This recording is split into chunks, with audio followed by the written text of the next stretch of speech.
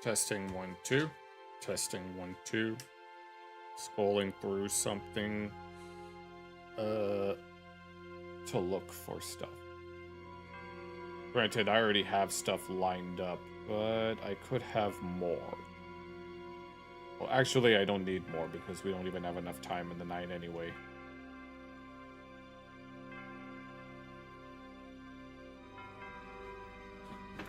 No.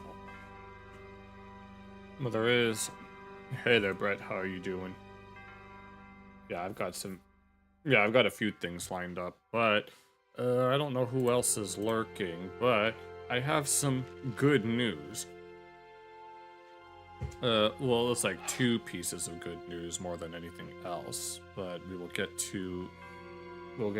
I do want to segue into them, but I'm not exactly sure how. So let me get my bearings straight real quick.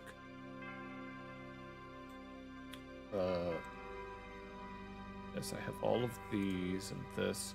Why is it that all of the videos, most of the videos that I found are either 30 minutes long or they're... But I'll figure it out. You're off to Rotorua tomorrow? That's nice.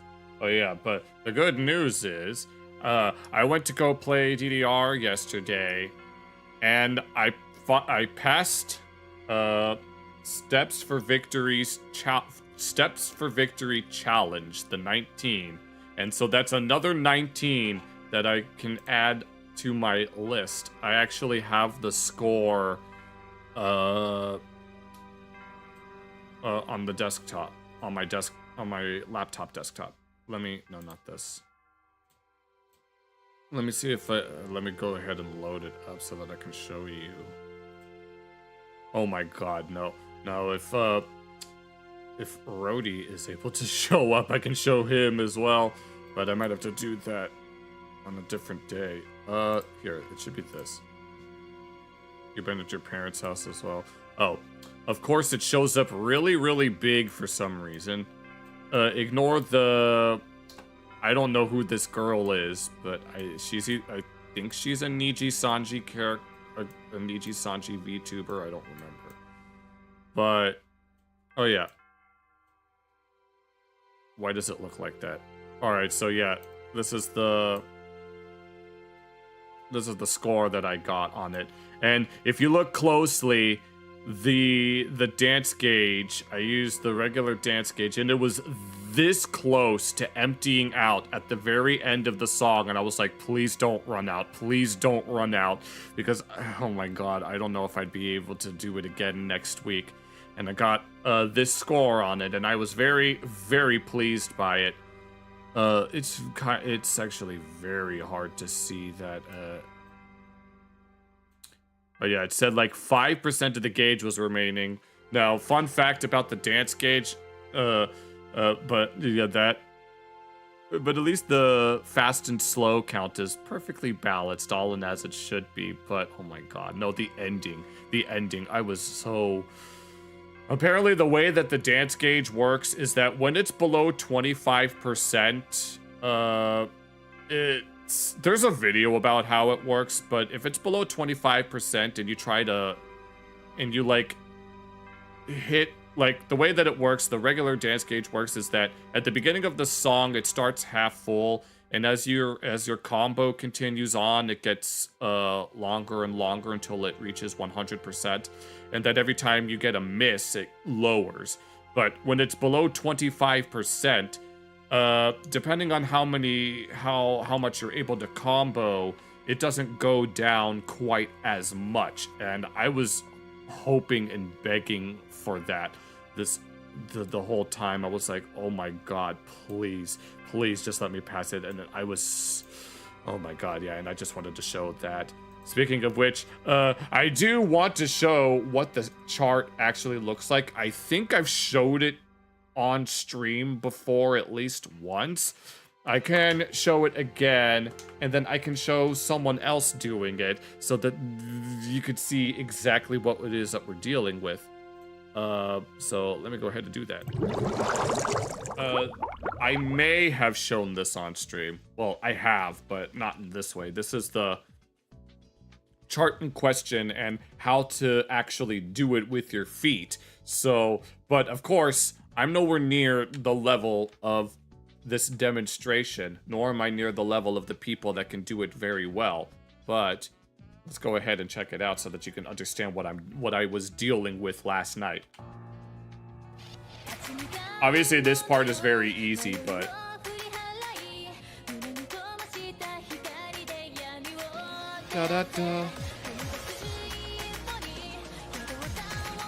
those step jumps there, they're pretty fast. The song on average is like 420 BPM, which would be 210 in the middle, but and like these step jumps here, they're very fast, but at least there's only like 2 of them. And then that one. Oh wait. And then this is where it starts to get a little crazy. And this part's pretty simple. And this, I didn't do it this way. You're supposed to do it this way, but I didn't do it that way. I double stepped it instead, so. Let's go. Alright, wait. And then this part is very cramped, and it's very hard to read, and it's very hard to keep up with. Those are 30-second notes at, I think that might be 105 BPM. Yeah, 105. And then those are either 24th notes or they're 48th notes. And those are ridiculously fast. And I didn't do those crossovers there. I kind of just double step it. Once you get past that, that's not even the hard part. The hard part is literally the second half of the song, right? Second half. It's either the second half or the last third. This part is simple. You just got to keep up with it. Not this though. Like I could do this relatively fine, but and then these jumps are really fast. And then this is our second break, quote unquote. Da da da da da da da da da da da.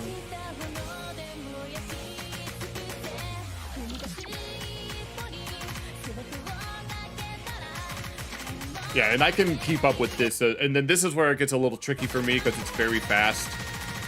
I mean, it's straightforward, but it's fast.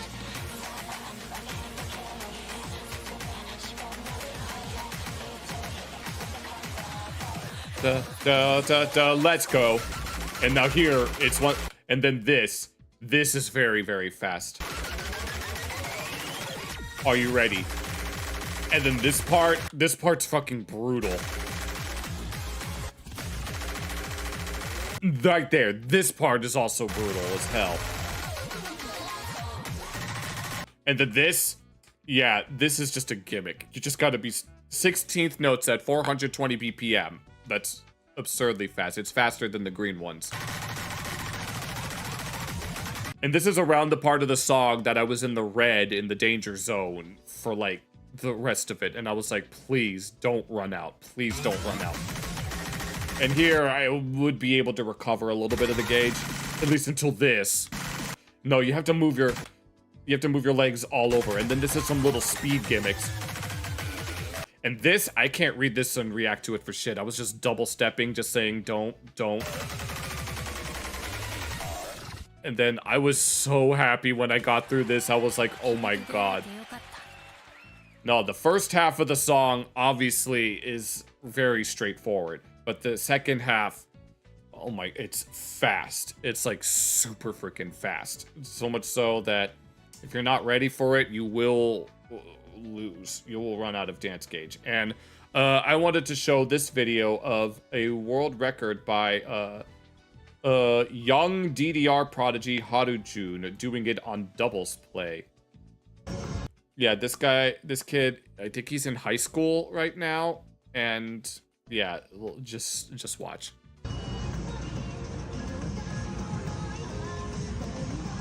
Yeah, he's half my age, and he's like 5 times better than me, so... Well, not half, right? Kind of half my age, but not really. And this is the doubles chart, where you have to play on both sides of the pad.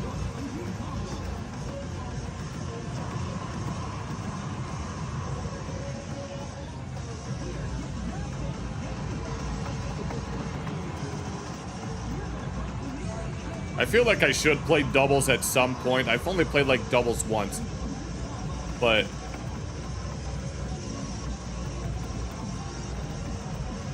doubles charts tend to have like relatively fewer steps than the singles charts because it takes a lot of energy to have to move between both pads.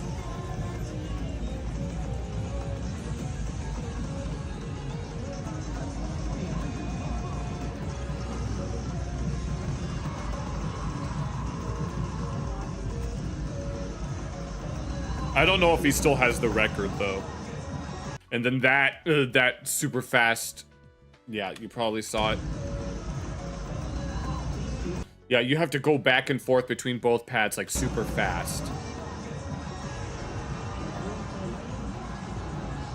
I hear Dance Rush in the background.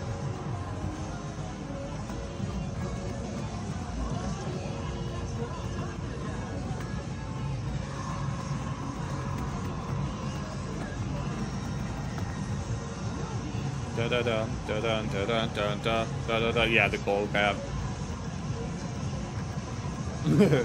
Wait. And here, the speed. Let's go.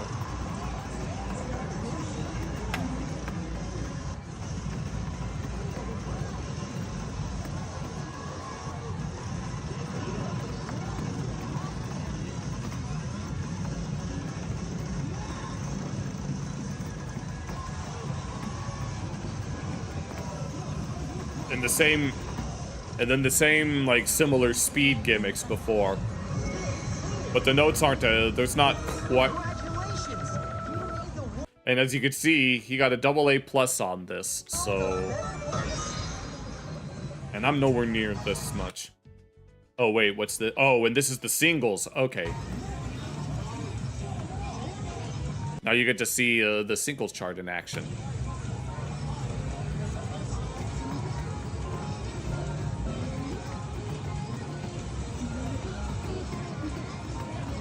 Personally, I like to play on player 1, but, you know, different players have their own preferences.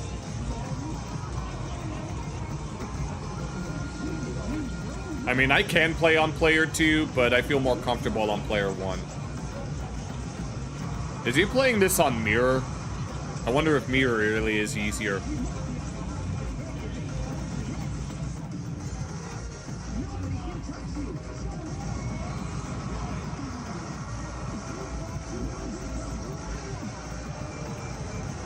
Oh my god, no. Yeah, I'd recommend starting on singles. Yeah, I'd recommend starting on singles since doubles play doesn't have beginner charts. Only singles play does. I might have to teach you how to navigate the menu. I mean, we could go to the official website and I can show you, but... I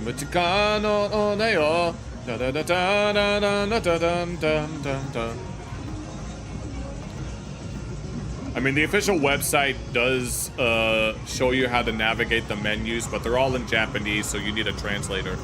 All right, go ahead and get some dinner.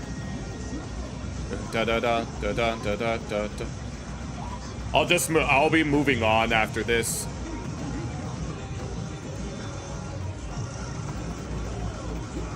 And there we go, the super fast notes there. Yeah, I'm not as fast as he is.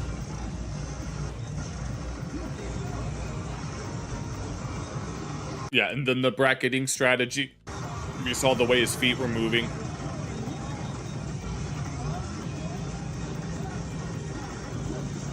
Oh my god. Yeah, I bracket that section too.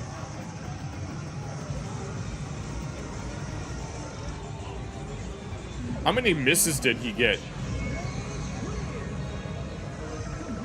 He got 16 misses. He could definitely do that on... he was using Flare Gauge 1. He could definitely do this on Flare Gauge 2 at least. But no, I am nowhere near this level, and I don't know if I'll ever be at this level, seeing as I still have like 2 19s that I have yet to even pass, because they're just that difficult. I might have to try them out later on. But speaking of which, there's a song pack sale that's going on for the next several weeks for Grand Prix, so I'll likely be purchasing those, at least a few of them, like so like the song packs without the discount. Like some of them are going for like 60% off, so it's like that'll be super nice. Hello, Glock Floridian or Fordian, welcome to the stream. But yeah, what would normally be like a $700 value will be reduced down to like $300, which is gonna be super nice. And I've got 2 weeks to purchase them, so it shouldn't take that long. Yeah, and I get paid on Tuesday, so that'll be super nice. But let's go ahead and move on from the DDR stuff. I think the first thing I want to take a look at is we're going to be reacting to a video by Slush, who is a South Park content creator, about which South Park characters are in the files. And I think the thumbnail, or at least the initial one, had... one of them was Mr. Garrison, which... obviously, yes. Obviously, Mr. Garrison would be in the files, and I'm pretty sure there are several other characters that would most certainly be in the files. Now, I don't know if we're talking about this ironically, or whether or not they're actually, like, mentioned in the real files, because I know that there are miscellaneous individuals and topics that are brought up in the files, either just in passing or just in some other context. Apparently, there's a frequent chatter and viewer of the streams named Pinnacle of Stupidity, whose middle school teacher was apparently listed in the files. And when I learned that, I was like, wait, what the hell is a random middle school principal doing in the files? So it would not surprise me if random South Park characters, or just South Park in general, is brought up just in passing. But I don't actually know if that's what's gonna happen here, but we're going to check out the video anyway. But before we do that, make sure you guys go check out Slush and show him some support. And let's go ahead and see just which characters are listed. We interrupt this gambling ad to bring you a special news announcement. New Epstein files have been released. Tom, I'm outside of your rhinoplasty. Again, new Epstein files have been released. A shocking twist in the Epstein situation after the US government releases new files. And most surprising of all, every single what the hell is this image? file is about South Park. Yes, let's go. That's right. It seems that this small Colorado town had many residents who were invited to Epstein's Island, and the details are absolutely sickening. Channel 42 has been given exclusive access to the new files, so let's take a look at that now. Let's go. No, okay, because pigeon asses, substances Jai Johnson wouldn't want to know the smell was everywhere. And that's the whole story. You're going down. So South Park's in the Epstein files, huh? How convenient for my channel. Let's go. It's convenient for everybody. Totally real. Now, don't... I mean, there's probably at least some sort of mention. And what the hell is this writing system? Don't tell this to anyone, but I managed to get myself... like, it's got Cyrillic, it's got Latin, and it's got the planetary symbol for Saturn. A copy of the files, and I was able to unredact some of it. Yes. Oh wait. I think I have some pretty good guesses about who from South Park went to the island and what they did. So Let's I just go. want you to relax, okay? You can sit back. Relax, sit back, and let's hope that Kenny doesn't die this time. I can let Papa Slush uncover this conspiracy for you. Yeah. I have a feeling that you're all gonna be shocked and appalled by your South Park faves. Now, real talk for a second. Oh, I bet Scrody McBoogerballs is in the files. This is obviously a pretty And don't forget the poo that took a pee. ridiculous concept for a video, I know. But look, I just wanted to... I don't think it's as ridiculous as you're making it seem. Well, there's Jeff Bezos. He's probably in the files. I don't know if he is. I don't know if anyone's mentioned it at all, but, you know. Out for a bit, the expense of the actual elite class of people who were in those files. Because if this video has any point to it at all, it's not to laugh at the victims who are still looking for justice. What they went through is indescribable, and they deserve every ounce of respect they can get. But the elites that contributed to their pain... Murderer.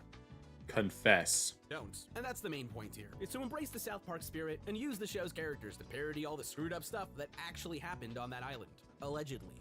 Also, we're in my opinion gonna be doing an alleged. Okay, so I thought he was going to include Mel Gibson in the files. Just in case this somehow comes off as defamation and I need to save my ass in court. So I'm gonna be sure. saying it a lot. Also, this is just gonna be about fictional characters from South Park, not actual celebrities that were portrayed by the show. We should do that. I'm pretty sure I'm pretty sure at least half of the celebrities could be in the files. Allegedly, in my opinion. Because if I did that, it would take forever, and I think this is more. It would. Actually, he's not wrong. For fun. So that's what we're gonna do. But anyways, enough yapping, because I think it's time for us all to take a closer look at which South Park characters are in the Epstein files. Mr. Garrison. I mean, he's suspect number 1. Let's just start. I mean, he's the most offensive character in the entire show. With the obvious, huh? You all knew this was coming. I mean, come on. Mr. Garrison was the president of the United States. That practically pre-qualifies him right off the bat. And that's not even mentioning the fact that he was a Donald Trump stand-in, who I'm pretty sure was actually in the files. Allegedly. Allegedly. Don't sue me. But yeah, Mr. Garrison. I will sue you. Except I'm not going to sue you because for all intents and purposes, that was a joke. Garrison was like one of the most corrupt presidents we've seen on South Park, so I think that alone pretty much guarantees that he'd jump on an invitation to because he wanted to nuke Canada. Island. But just for fun, let's look at all the other reasons Mr. Garrison would be in the files. Like, for example, every reason. His entire existence is the reason. How he's a psychopath with a very flimsy set of morals. Yes, he was very upset with his dad because his dad didn't mess with him island style. Mr. Garrison wanted his dad to be a member of the files. He wanted his dad on that island with him with doing some father-son bonding. But because that never happened, he's been very traumatized. Like, do I have to remind you about the time he tried to kill Kathy Lee Gifford? Or the Kathy Lee Gifford hurt a lot of people. Queer Eye guys? Or that time that he was super religious and then became super atheist just because it benefited him? And that, like, started a bunch of wars and stuff. Mr. Garrison is the kind of character that is always looking out for himself and is up to no good so often. But the list of examples is just endless. He'll do things because he's petty. He'll do things because he's messed up. Whether that's trying to get gay marriage banned because he's pissed at Big Gay Al, or whatever he was doing in the sewers that one time in season 2.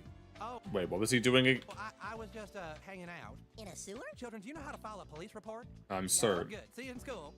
Yeah, I have no idea what was going on there, but I'm sure it was bad. The point is that Garrison is not above. And yes, look at this wonderful image. No, this might actually.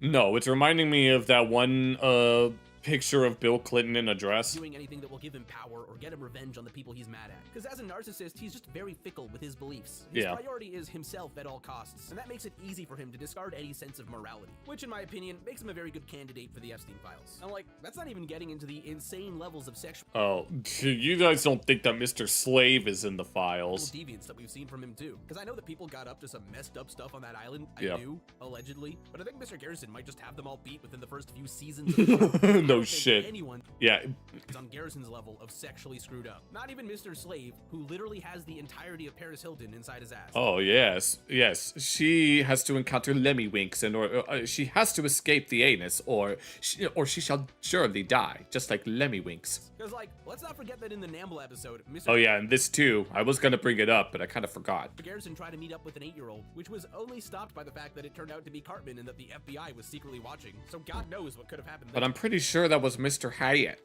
And of course, there's also the awful way that he tried to teach yes, and this. He tried to teach the kindergartners about proper condom use. Sex ed to the kindergarten kids in season 5. Or the fact that he did it with Cartman's pig. And also apparently a wounded pigeon.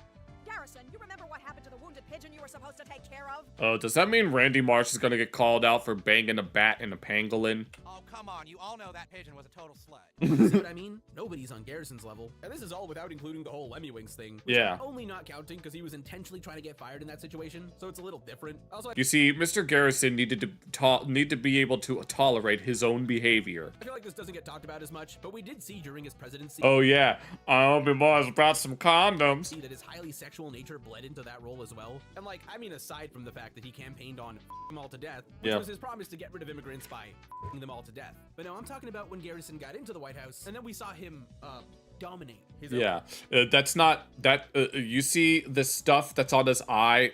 That's he fell on the doorknob. That's from the doorknob. Administration. So not only is he a sexual deviant, but he's already inside those elite circles, if you know what I mean. Yes. So based on his name showing up in these files, Person of the year. He was definitely on the island. There's just no way that he wasn't. But if you're somehow still not convinced, let me just play the clip for you.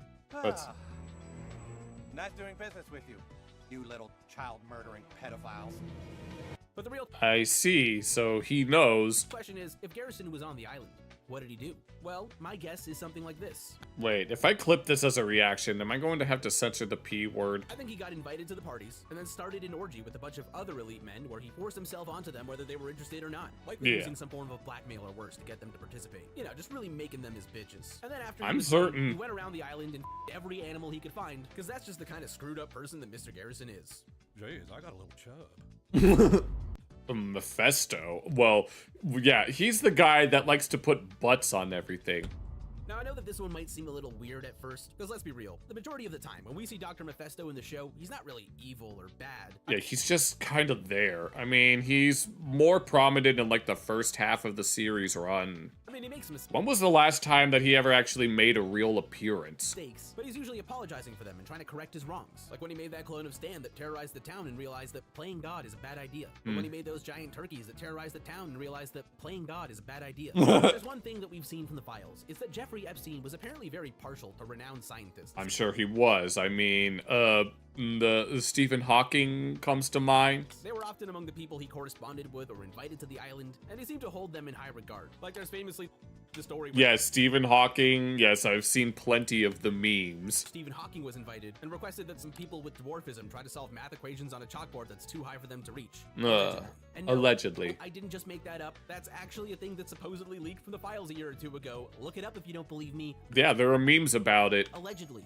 Actually, I just looked it up. Yeah, images made to look like court records circulate online. It's not real. Which I probably Is it not real? Because if it is real, then... should have seen coming, since it sounds more like a... You liked watching undressed midgets solve complex equations. South Oh, Park episode Lord. in real life. But yeah, I figured that if Stephen Hawking could be in the Epstein files, then it just makes sense that Dr. Mephisto could be there too. 'Cause Yeah, I mean, what else is he going to use this butt-making technology for? you gotta have at least one scientist on this list for the consistency. But of course, Yeah. Mephisto wouldn't just be intriguing to Epstein simply because he's a scientist, because I'd say that what really gives him that wow factor is that he's a mad scientist. Yeah. His experiments have gone places where no other man has gone before. He's added so many asses to poor, unsuspecting animals. I have created things that will change the world for the better. For the better. For instance, here's a monkey with 4 asses. Yeah. How does that make the world better? Yes, Dr. Don't question it. Mephisto really likes giving things more asses. Whether it's his Nobel Prize nominated 7-assed Galapagos turtle, or a No. bunch of 6th graders at the end of the fractured butthole for reasons I can no longer Okay, so, oh, alright, I figured that his most recent appearance was in the games. remember. It has truly become his We should play those on stream at some point. trademark move, and it demonstrates to us that he values his experiments more than being ethical, or at least that he seems to operate under the philosophy of it's better to apologize to someone for giving them too many asses than it is to ask for permission, because seriously, no creature deserves to have that many asses. And let's Yeah, be how exactly Even would when that he does even work? apologize for his terrible decisions, he always seems to be drawn back to playing God. He always ends up doing another crazy experiment. Like even when the boys found that frozen guy from 1996, Mephisto put him in a zoo-like display for the townspeople to observe, which just Yeah. goes to show how easy it is for him to overlook someone's humanity for the sake of science. Now granted, he was persuaded by the FBI to do it, but that just means that he's possibly in the pocket of the federal government, who we all know was in on the stuff happening with Epstein, Yeah. allegedly. Plus, that's not even Allegedly, getting in his opinion. the fact that he was also a member of NAMBLA. What? No, we're the North American... The North American Marlon Brando lookalikes. Right, sorry. My bad. Wrong NAMBLA. Anyways, I feel like given Dr. Mephisto's unique combination of scientific achievements and morally bankrupt decision-making, he'd likely be a very strong candidate for the files. Because he's clearly got a brilliant mind, but he's also willing to push boundaries in a f***ed up way that a person like Epstein would probably be attracted to. Plus, I'm the word sure. asses appears 81 Yes. times in these new files that were released. So I let's bet. just say I have a hunch. Anyways, given all that we know, my theory is that Dr. Mephisto was invited to the island to maybe have dinner and drinks with Epstein, but While also giving all of their, let's call them clients, extra butts to put in stuff inside. while there, he casually genetically modified people with dwarfism to have several more asses, and then forced And then that would, that would definitely give Stephen Hawking. them to try and wipe Whatever. using toilet paper rolls that were too high for them to reach. It's absolutely beautiful. Son, I think we've finally done it. Terrence and Philip. Actually, yeah, I'd believe that too. right, so we've covered a politician, we've covered a... Yes, I'm pretty sure there's plenty of celebrities there. Now it's time to cover one of the other big categories, or the Epstein Island universe, and that category is celebrities. Yeah. We all know they went there, we all know that's allegedly, but if we're gonna talk about South Park characters that have been on Epstein's Island, then we gotta talk about one of the biggest celebrities in the entire show, Terrence and Phillip. Because love them or hate them, there's no denying that Terrence and Phillip are absolutely massive. I mean, first of all, they're the biggest thing in Canada. According to the South Park movie, they make up over a third of the entire country's economic output. It's kind of sad, but explains why they've been knighted there. And I know. Who the cares about Canada? They got square wheels, only one road, Drake. But even though all of that is true, they also had Justin Bieber. True. It's clear that Terrence and Phillip's popularity is special. Like, think about it. Their show is so massively popular in the United States that people sell bootleg dolls of them at random country fairs. Plus, Terrence was married to Celine Dion. They're both friends with the absolute goat Conan O'Brien. And of course, let's not forget that their movie Asses of Fire started an international war that brought upon the end of the world. Yeah. Oh, this is about And this is all because it's one of those think of the children type scenarios. more than fart jokes. This is about freedom of speech, about censorship, and stuff. So I think that with their massive celebrity status, it would be enough to get them invited to the island. But as for why I think they take the invitation, well, let's just say that they don't have the greatest track record when it comes to their behavior. Yeah, they're constantly farting in everybody's faces. And also by they, I mostly mean Terrence. Because Terrence is definitely the real asshole between the two of them. He's the one that's using live shows to sleep with fans and isn't around for his daughter. Also, Terrence might have murdered someone, and there's like full-on DNA evidence that basically proves that he did it. He doesn't even care. I can never remember all the Terrence and Phillip episodes. He just farts and laughs about it. Yeah. You may be a famous surgeon, but you're not God. J'ai accused, Terrence. Would you like a monkey claw, Philip? Yes, please. Yeah, I can see why some people hate these guys so much. You got chicken tenders and curly fries, yes. Even though I do find them hilarious. But yeah, the big difference with Phillip is that, unlike Terrence, we don't really see the same sort of depraved behavior from him. He's much lower on the douchebag tier list.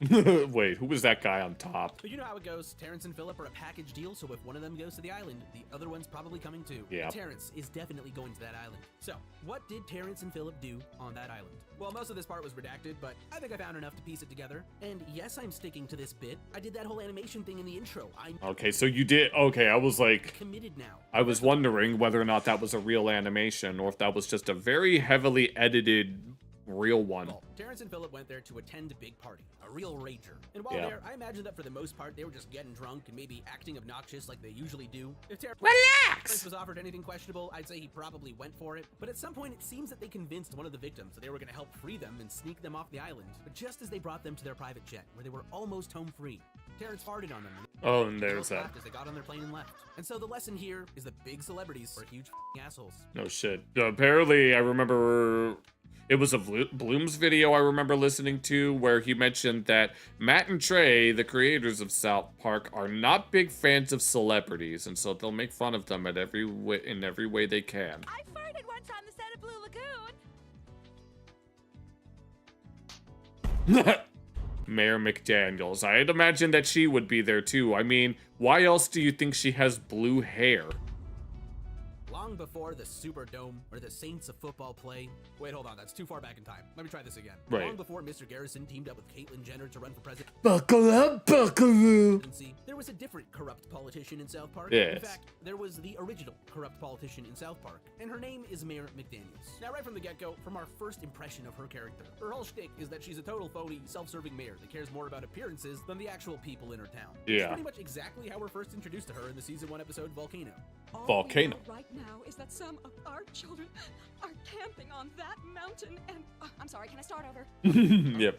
You can edit this, right? Now, Mayor McDaniels has generally been a pretty crummy mayor. I mean, she has her moments of actually trying to bring order to the town here and there, but for the most part, she kind of sucks. She also has a very peculiar default mouth. She's always offloading the town's problems onto other people instead of doing anything about it herself, which usually lands on the 4 boys. Like the time nobody was spending money on Christmas and the boys were expected to save the day with a holiday cartoon, or when she wanted to get the Harley Davidson riders out of town, or even that flag debate episode where the 4th this one. class Oh was expected lord. to make the decision for her. Suffice to say, she's all appearance and no substance, which makes her basically every politician ever. But see, the thing is that that's just the tip of the iceberg. No, what kind of debauchery has she gotten herself into? It's hard to remember. It's hard to remember every little thing that every character has ever done. McDaniels is not just a dishonest and incompetent mayor. She's also pretty damn corrupt too. Like, let's not forget that in those early Okay, so here's an example. episodes, she was doing it with Officer Barb Brady, which is not only a major conflict of interest, but it's like also that smile. A weird power dynamic thing. Because let's be real, Officer Barb Brady, especially in those early seasons was basically like mentally on the same level as a child. So the fact Yeah. that she was sleeping with him is just extra questionable. And I gotta say, starting to sound a little Epstein-y. Because I mean, look at him.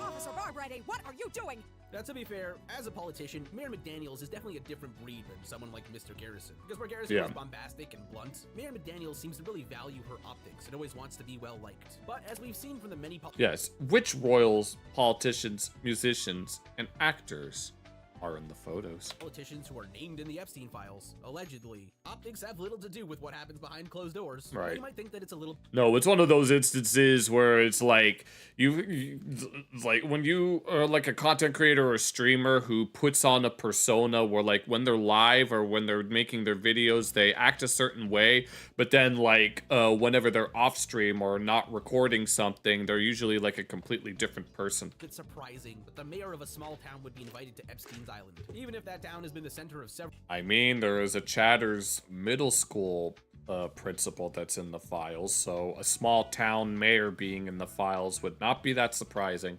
controversies and has arguably grown tremendously from how small it was in its early days. And I Right. agree. It feels I mean, there was the episode about the shitty people bringing their shitty cars, because welcome to Shitty Walkie. Would you like to order shitty chicken? like a bit of a stretch that the mayor would be connected to Epstein. But her name's in the files, so it's confirmed. Oh, wait, is he gonna quote unquote uncensor this? Nah, but for real though, I did actually find something that could help to explain this. Because according to SouthParkStudios.com, apparently Mayor McDaniels attended Princeton, which Princeton. Okay, well, obviously, if it's going to be like a high-profile university, you bet your ass that at least a handful of those people might be associated with the Island Man. I know that Carlton Banks from the Fresh Prince of Bel-Air was gonna go. Well, he wanted to go to Harvard, but yes, I do, Brett. But his dad, Uncle Phil, wanted him to go to Princeton. I don't remember being in an episode, but there it is. But yeah, as a graduate of a renowned Ivy League school, it makes a little more sense that she might be connected with people who were from that elite class or who became part of that class. I mean, Right. who knows? Maybe nepotism is how she came to be mayor of South Park. I mean, Well, have we ever seen any of her family members, if she has any? have we ever seen proof that she was voted in? Think about it. Also, she ate people. Well, No shit. no going back now. We're cannibals. God save us. Yeah, I know that's got nothing to do with this, but it's still pretty up. But Yeah, I mean, it wouldn't surprise me if the people on the island were doing the same exact things. anyways, given all this information, given everything we know about her, here's what I think Mayor McDaniels did on the island. I think that she convinced someone to bring her along because she was desperate to network and rub elbows with as many elite. Oh, and there he is. The man, the myth, the legend, the Bill Gates. This stock image will never not be funny to me. This smile will never not be funny to me. people as possible, anything to be a part of the club, which probably means that she agreed to do some kind of Oh, that's right. Isn't that supposed to be Oprah? horrific ritual to prove Wait, oh, this was the vaccination special, I think. her loyalty. You know, something that has permanently Obeezy. scarred her for life and could be used as blackmail against her should she ever betray the group. So we'll never know exactly what she did, but I think whatever it was up. And it's probably left her with some deep regrets that she's forced to live with for the rest of her life. But how will we live with ourselves now? One day at a time, Mayor. Yeah. One day at a time. Mr. Hanky. I mean, he's a literal piece of shit, so it wouldn't surprise me if he was a piece of shit like that. Oh yeah, baby, that's right. We're going there. You know it's true. Look at that. Look at that corn-fed smile. You can't trust him as far as you can throw him. Epstein's Island. Now, I may have talked up Terrence and Phillip as big celebrities in the world of South Park, but Mr. Hanky is on another level. Because not only is he known worldwide by basically everyone, Yeah. he's also an extremely rare type of celebrity. Because he's not a movie star or a musician or anything like that. He's a magical creature. No, Mr. Hanky is a Christmas deity. In fact, Yes. according to I mean, the Kyle is the only one that actually was the only one that originally believed in him, but Father you know. Maxey, he's apparently the poop of Jesus Christ himself. Oh, is It's in it? the Bible, look it up. So the No, it's not. point is that not only would Mr. Hanky be known by Epstein, but he'd be a highly sought-after guest given his unique status through culture and history. Like seriously, I think that from Epstein's perspective, he'd be like a shiny Pokemon or something. And so I'm it goes without certain. saying that, in my opinion, Mr. Hanky would get the invite. And I know that some of you might be thinking, no way, Mr. Hanky is a good guy. He'd He's not a good guy. No, in some of his later episodes, he talked about how we needed some Ambien in order to help him sleep. And when he's awake in the day, he gets all groggy and very, very mean-spirited. And then there's that one scene in some of the scenes in like one of the episodes where he goes back to his house and then he's arguing with his wife. Never go there. To those people I say, really? Really? Because need I remind you? No, yes, this. They go back in the house and then they immediately start fighting or something like that. Mr. Hanky is also a drug addict. Like, remember the time that he got fired from the Christmas play for making racist tweets? Yes. On taking in. And all because of this. He just needed some Ambien to help him sleep. Only to then refuse to stop taking more Ambien? Fine, I'll help you. But listen to me. I don't care how restless you get tonight. No Ambien. Well, maybe just a little if I... Just a little bit, just to take the edge off. I can't sleep. I know that's making fun of Roseanne Barr, but... Is it? I don't know who this is. It's canon now, baby. Okay, so maybe he's not a drug addict, but he does repeatedly push everyone out of his life. So I think that alone already puts his decision-making into question. Yeah, it actually could. But when you combine it with I mean, he probably... No, the island is probably where he first got introduced to Ambien. the fact that we've also seen him act like a total asshole towards his wife, or even a Kyle in some cases, I guess I just wouldn't be so sure that Mr. Hanky is too morally righteous to take Epstein up on an invitation. Dude's got issues. Now, as for what happened there, my guess is that he probably went there to party, like most celebrities do, allegedly. I'm willing to bet that he got way too trashed and committed some kind of major party foul that got him kicked off the invitation list permanently. Probably something that had to do with poo, if I'm guessing. Yeah, that's right. Mr. Hanky is so out of control that even Epstein people think he's too much. Is it because of Murray? He is out of control. Yeah, he doesn't go to school and he kills people. And with that reputation now dragged through the mud in every circle possible, he's forced to wander the sewers alone until Trey and Matt are ready to bring him back finally. Yeah. Or maybe Santa. I think Santa's still friends with him. Well, that's no problem for the hometown of my favorite holiday poo. Where is Mr. Hanky? Lightning round. Let's go. So before we move on to our final name from the files, I kind of want to do a bit of a lightning round where I list off a bunch of characters that I feel like could be on the list, but I just don't have enough to say about them to dedicate an entire section to it. So we're gonna do that here. Are you ready? Actually, wait, can we change something here first? I'm not getting enough bonus round vibes from this screen. Are we gonna have to put some Jeopardy music on? Hey, video guy, can we get a little more style, please? Yes, the style is the shop theme from the N64 games. Now that's what I'm talking about. Did that say Trippy Acid, Y2K music, Banjo-Kazooie, and cool bonus? No, I thought that said Crash Bandicoot for a moment. What's going on? We're looking at which South Park characters are in the files. And so far we had Mr. Garrison,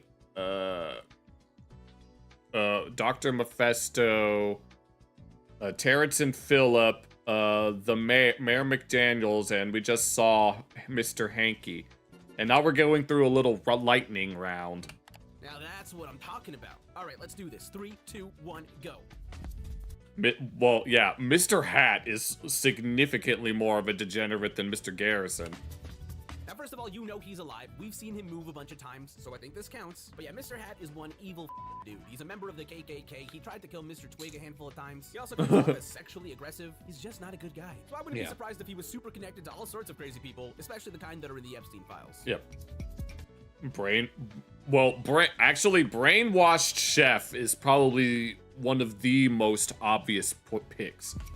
I'm pretty sure the entirety of the Super Adventure Club was on that island. Now, don't get my words twisted here. I am not saying that Regular Chef would end up in the files, because Regular Chef is one of the best goddamn people in South Park. Yeah. But Brainwashed Chef, the chef that was once a part of the Super Adventurer Club, I can see that chef getting mixed up in some weird sex trafficking with Ghislaine and Jeffrey. Like, it wouldn't be surprising to me if he ended up on that island during that time period where he was traveling with the club. So it pains me to say this, but it could definitely happen. Yeah.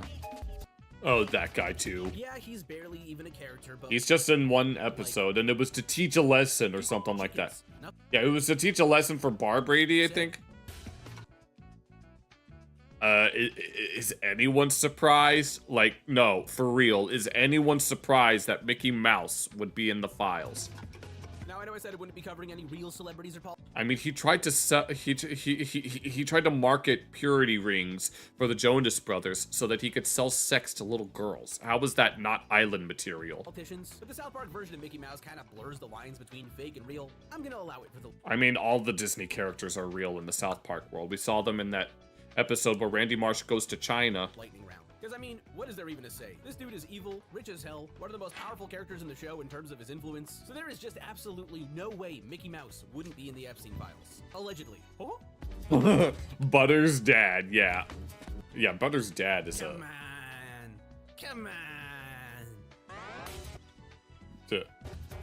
Oh yeah, Okay, this so kid. one might Shut up, Mimsy! seem weird because, like, why would Nathan, the guy who mostly exists as an antagonist to Jimmy, have anything to do with the Epstein files? I mean, he was trying to sell counterfeit cred bottles like Peppa Pig Peppermint and I'm a Big Boy Blue so that Randy could use them in his OnlyFans. Well, let me tell you, in season 19, the episodes where the ads had become sentient and were trying to take Yeah. Considering a certain high at the profile people at the Disney platform. over the Yes. world, guess who was already working for the ads? Yeah, that's right, Yeah. Nathan. And that tells me that he's actually Oh, he was working. Was he very working for the savvy, FBI? connected individual. I mean, how else did he get ahead of the ad thing so Oh, yeah. fast when nobody else saw it coming? So don't be fooled by his weird head tilt and innocent expression. That kid's definitely up to something, and it's not good. Shut up, Mimsy. No, sorry, boss. I what? Randy. Randy, he is the one. So we're finally at the end of the list. Is this the end? Oh, yeah. Randy is most certainly there. Here, I gotta know. Are you surprised by this one? Did you No, considering that I think he was in the thumbnail. see it coming? Because there was a time when I would have never expected to see Randy on this list. But these days, he just ain't got no integrity no more. Now, No, to be fair, well, not at least until this last season. Randy has never been perfect. In fact, even in the early seasons, he already seemed to have a problem with drinking. Like, for example, he was at that teenager party in Cartman and Kenny's clubhouse, and he was also one of the wasted Confederacy soldiers fueled by s'more schnapps and red badge of gayness. But truly, it's the second half of the show that turned Randy into the insane party animal we know today. Because Yeah, it was after the I'm sorry, I thought this was America. whether it's episodes like Sons of Witches, About Last Night, About last night. Oh, Obama. Broadway Brodown, or even the recent Spring Break episode that for some reason had a guy who looked like Andrew Tate in it, it's clear that Randy has evolved into someone with little to no self-control that takes Yeah, this is a schmorkas vine and it's very cultural. things way too far. Like the time he punched his boss in the face because Obama was elected. Or Yeah, because celebrate good Obamas. he a pangolin in China and Oh yeah, this too. started a pandemic. The point is that Randy has a dark side to him, and that dark side tends to come out when he's wasted. We actually see a pretty good example of this in The Fractured Butthole, where we see him complaining about someone vandalizing Sharon's car, only for the game to reveal that Randy is the one doing it. When Yeah. We need to play this at some point. I am Captain Diabetes, and this is my favorite sidekick. Well, move out of the way, huh? I need to go buy some more beer.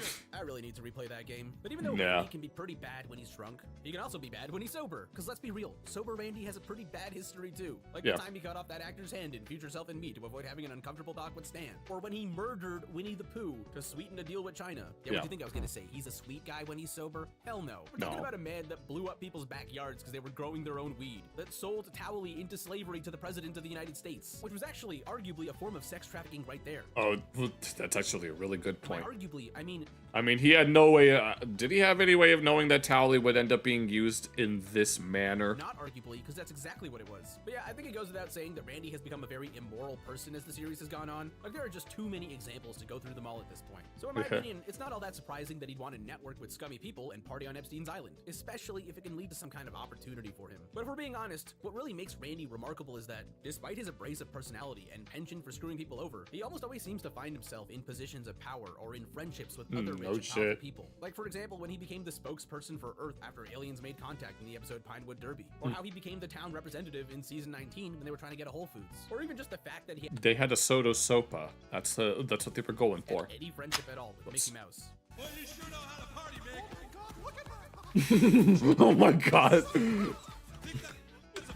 That's a bat. Also, you gotta remember that Randy was friends with Garrison, according to the Witches episode, so he's clearly very well connected. Yeah. And that alone is probably enough to get him an invite to the island. But just in case you're still not convinced, let's not forget about the fact that Oh, that's right. He was also Lord because yeah, I am Lord.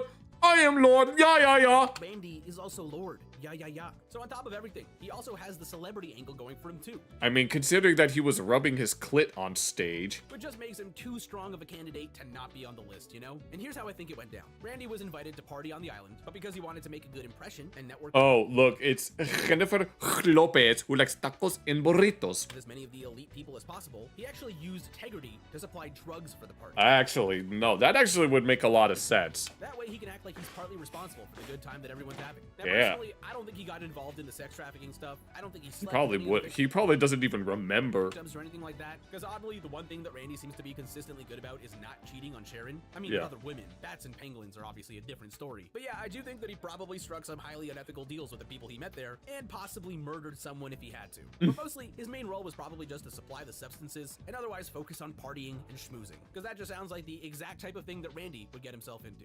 Hey, come on, people. We can keep partying, can't we? Yes, we can. Yes, you heard her. You say, yes, we can. I say, no, you can't, brother. And that's it, guys. We did it. We went through every name on the list. And now are we going to get this unredacted? Got through the last bit of the new Epstein files that I was able to unredact, and now you know the truth. And look, I know that the government obviously didn't want us to know all that, but Yeah. I'm glad I was able to get around the redaction a bit, expose a few more shady characters before it was too late, and finally give those— hold on a Oh, I thought that was... No, I'm listening to this on my headphones. I thought someone was actually knocking. someone's at my door. Oh, we like to party? Yes, we do. I didn't realize that he was secretly King Zora.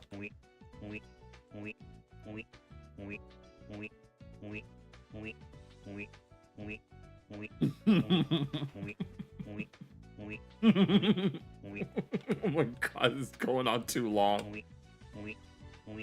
Who's at the door? We need to see. We're gonna need some ID. Oh my god. I know my rights. I didn't do anything wrong. You can't just— no, please. No. I'll be good. Please. No. Please. Oh no. Oh god damn it. This is what no, this is precisely why I didn't want to look at the files on stream, because I knew something like this would happen. Alright, that was very entertaining. That was very fun. Okay. Yeah, this was a great video. I had so much fun with this. No, I thought this was going to be... It would have went one of two ways. It was either going to be something ironic, which was what this video was, or it was actually going to be, like, South Park characters being referenced in passing, like some other things that were referenced in passing in the files as well. But safe to say, this is just a fun little video solely for the lulz. Okay. Right, let me go ahead and move on. I wanted to check out this video that was recently uploaded by Atozi. I think I'm gonna, low-key, I kind of want to clip that South Park reaction that we did. But this prank just ended a teacher's life. I don't exactly know what it is that happened or why, but this might be a VOD exclusive reaction, so be sure to check out Atozi's original video and watch his stuff. And I want to see what kind of prank has been done in order to end this teacher. This high school prank just ended their teacher's life, and I can't believe how sad all this really is. Tonight, a community mourns the loss of a 40-year-old teacher and coach. Jason Hughes died Friday night after the Hull County Sheriff's Office says he was hit by a car. Now teens face charges related to his death. Okay. There is no way, dude. How many times are we gonna sit here like, it was just a prank, bro? It was a lel trail. That's what they call it, a lel trail. Because unfortunately, this time, that excuse comes with consequences nobody can undo. That's what that episode, that's what the April Fool's episode of SpongeBob was about, where in the middle of the episode, Squidward does something really, really bad to SpongeBob and pretends that it was an April Fool's joke. So, here's the... Imagine if this was done on April 1st. That would be like double layers of irony. Firm timeline, because as of right now, there's a whole lot of questions here. How did this happen? That's the main thing. So the night of Friday, March 6th, 5:18. Oh, this was like a week ago. 16-year-old students went to the home of their high school math teacher in Gainesville, Florida. And their big plan here was to throw a high school prank. So they rolled up to the house and started toilet papering the trees. And normally this is something that you would do in Halloween. There's a reason why they call it trick or treat. Is you either give treats or they do tricks on, or they treat you to some tricks, like teepees and all that stuff. His yard. So basically, oh yeah, they that's were nice. Rolling someone happy, whatever the opposite of belated is. House. Before you used to call it TPing, I guess now the new term for it is rolling. Really? Because I remember when they just called it TPing. I haven't really heard anyone use the term rolling before. According to investigators, the students were finishing up and heading back to their vehicle. Yeah, but Hughes tripped and fell on the ground, which was slick from rain, and as the students tried to run away from the scene, two separate cars, he was inadvertently run over by the driver of one of these. When Hughes I see. Came outside. So so he slipped, and they accidentally ran over him. They say the students ran into two separate vehicles to leave, and in a rush, and because it had just rained, it was slick. So Hughes, the high school math teacher, he slipped and fell into the roadway. And oh, jeez. When he did that, one of the vehicles. No, did he actually like slip and slide, or was he already on the road? A pickup truck, which was driven by Lord of mercy. 18-year-old Jaden Ryan Wallace ran him over. Well, if he was 18, then he's gonna get, that's not juvie, that's jail. While leaving the scene. The group reportedly immediately stopped and then tried to help him until emergency responders arrived, but Hughes was taken to the hospital and didn't survive the incident. Yeah, that's unfortunate. Sometimes whenever something like this does happen, even with an ambulance that's like well equipped, more often than not, they might not necessarily survive just due to, maybe bumpy roads, among other things. It's a case-by-case scenario. Obviously, there's no public video footage yet, so I'm going... There's no way that anyone recorded any of that. Off of investigator reports. So, suddenly, what was supposed to be a dumb late-night prank that massively inconveniences the teacher turned into a life-ending moment. Something extremely serious. It's so sad. Bouquets of flowers piling up to remember 40-year-old Jason Hughes, a husband, father, teacher, coach, and mentor for students here in Hall County. Olivia Williams, a sophomore at North Hall High School, stopped by on Saturday night to show her support. Whenever this is why somebody would need help or something. I'm surprised that we went from that one video we just looked at to this. This is a complete freaking 180 in terms of emotions. Damn. He would always make great conversation. He always had the best smile on his face, and he just seemed like such a friendly guy. I mean, obviously, I'm not. Fortunately for me, I've never really had to experience anything like that, although that didn't stop it from happening anyway. Rolling someone's house or TPing someone's house, it isn't really a recent challenge that just showed up last year. It's been around for decades. Right. It has become more popular now with... Has it become more popular? Social medias, like... I've never seen it before. Like, I've never seen anyone's house or trees TP'd in real life. I don't know if it's like a city, I don't know if it's like a bigger city thing or if it's like a regional thing, but I've never seen anything like that. This happened literally 2 weeks ago. Posting these highlights of like, are you talking about what happened in this video?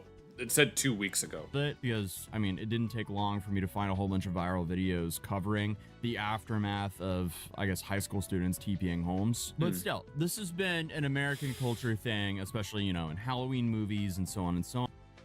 Yeah, I specifically remember TPing houses and stuff to be associated with Halloween. This has been a part of our culture for a long time. So this isn't a new thing, and this isn't really social media's fault. Regardless, this is a tragic outcome from a pretty dumb prank. It's traditionally, the way this ends is someone wakes up the next morning, and then they see a whole bunch of toilet paper. Look at their house, and they go, where the hell did all this come from?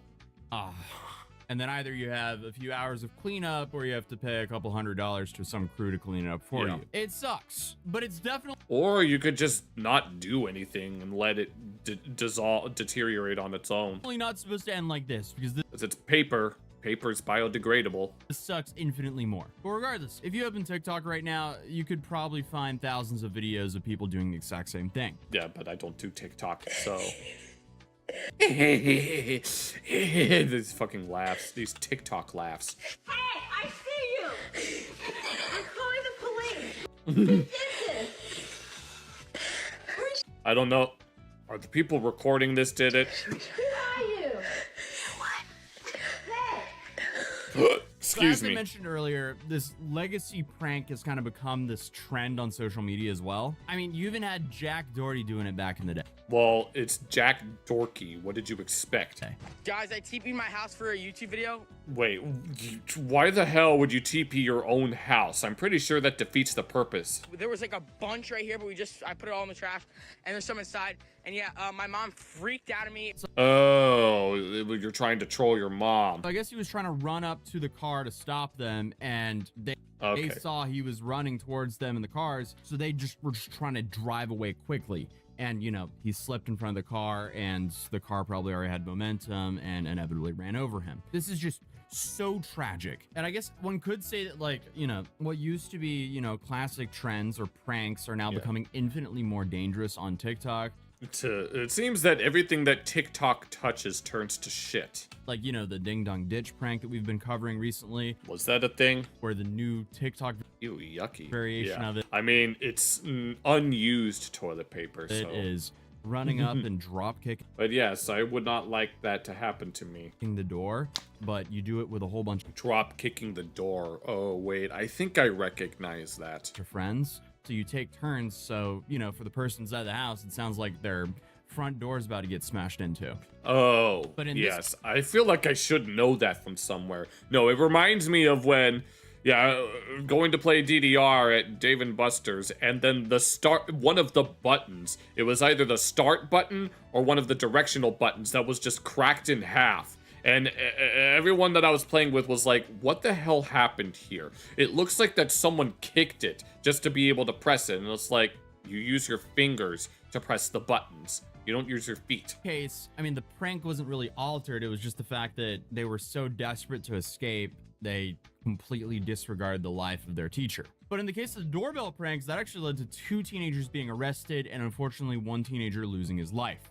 Tonight, an arrest for murder in Virginia after... Oh, was this in reference to the ding-dong ditching? Teens tell authorities an age-old childhood prank, the ding-dong ditch, turned deadly. A high school senior shot to death while doing the stunt. His friends say... What the fuck? Oh, Lord have mercy. TikTok video. Now the homeowner, Tyler Chase Butler, arrested and accused of second-degree murder. Yeah. Oh, okay. So this guy got, like, really pissed at what was going on, and so... Yeah. Hold on. I need to type something real quick.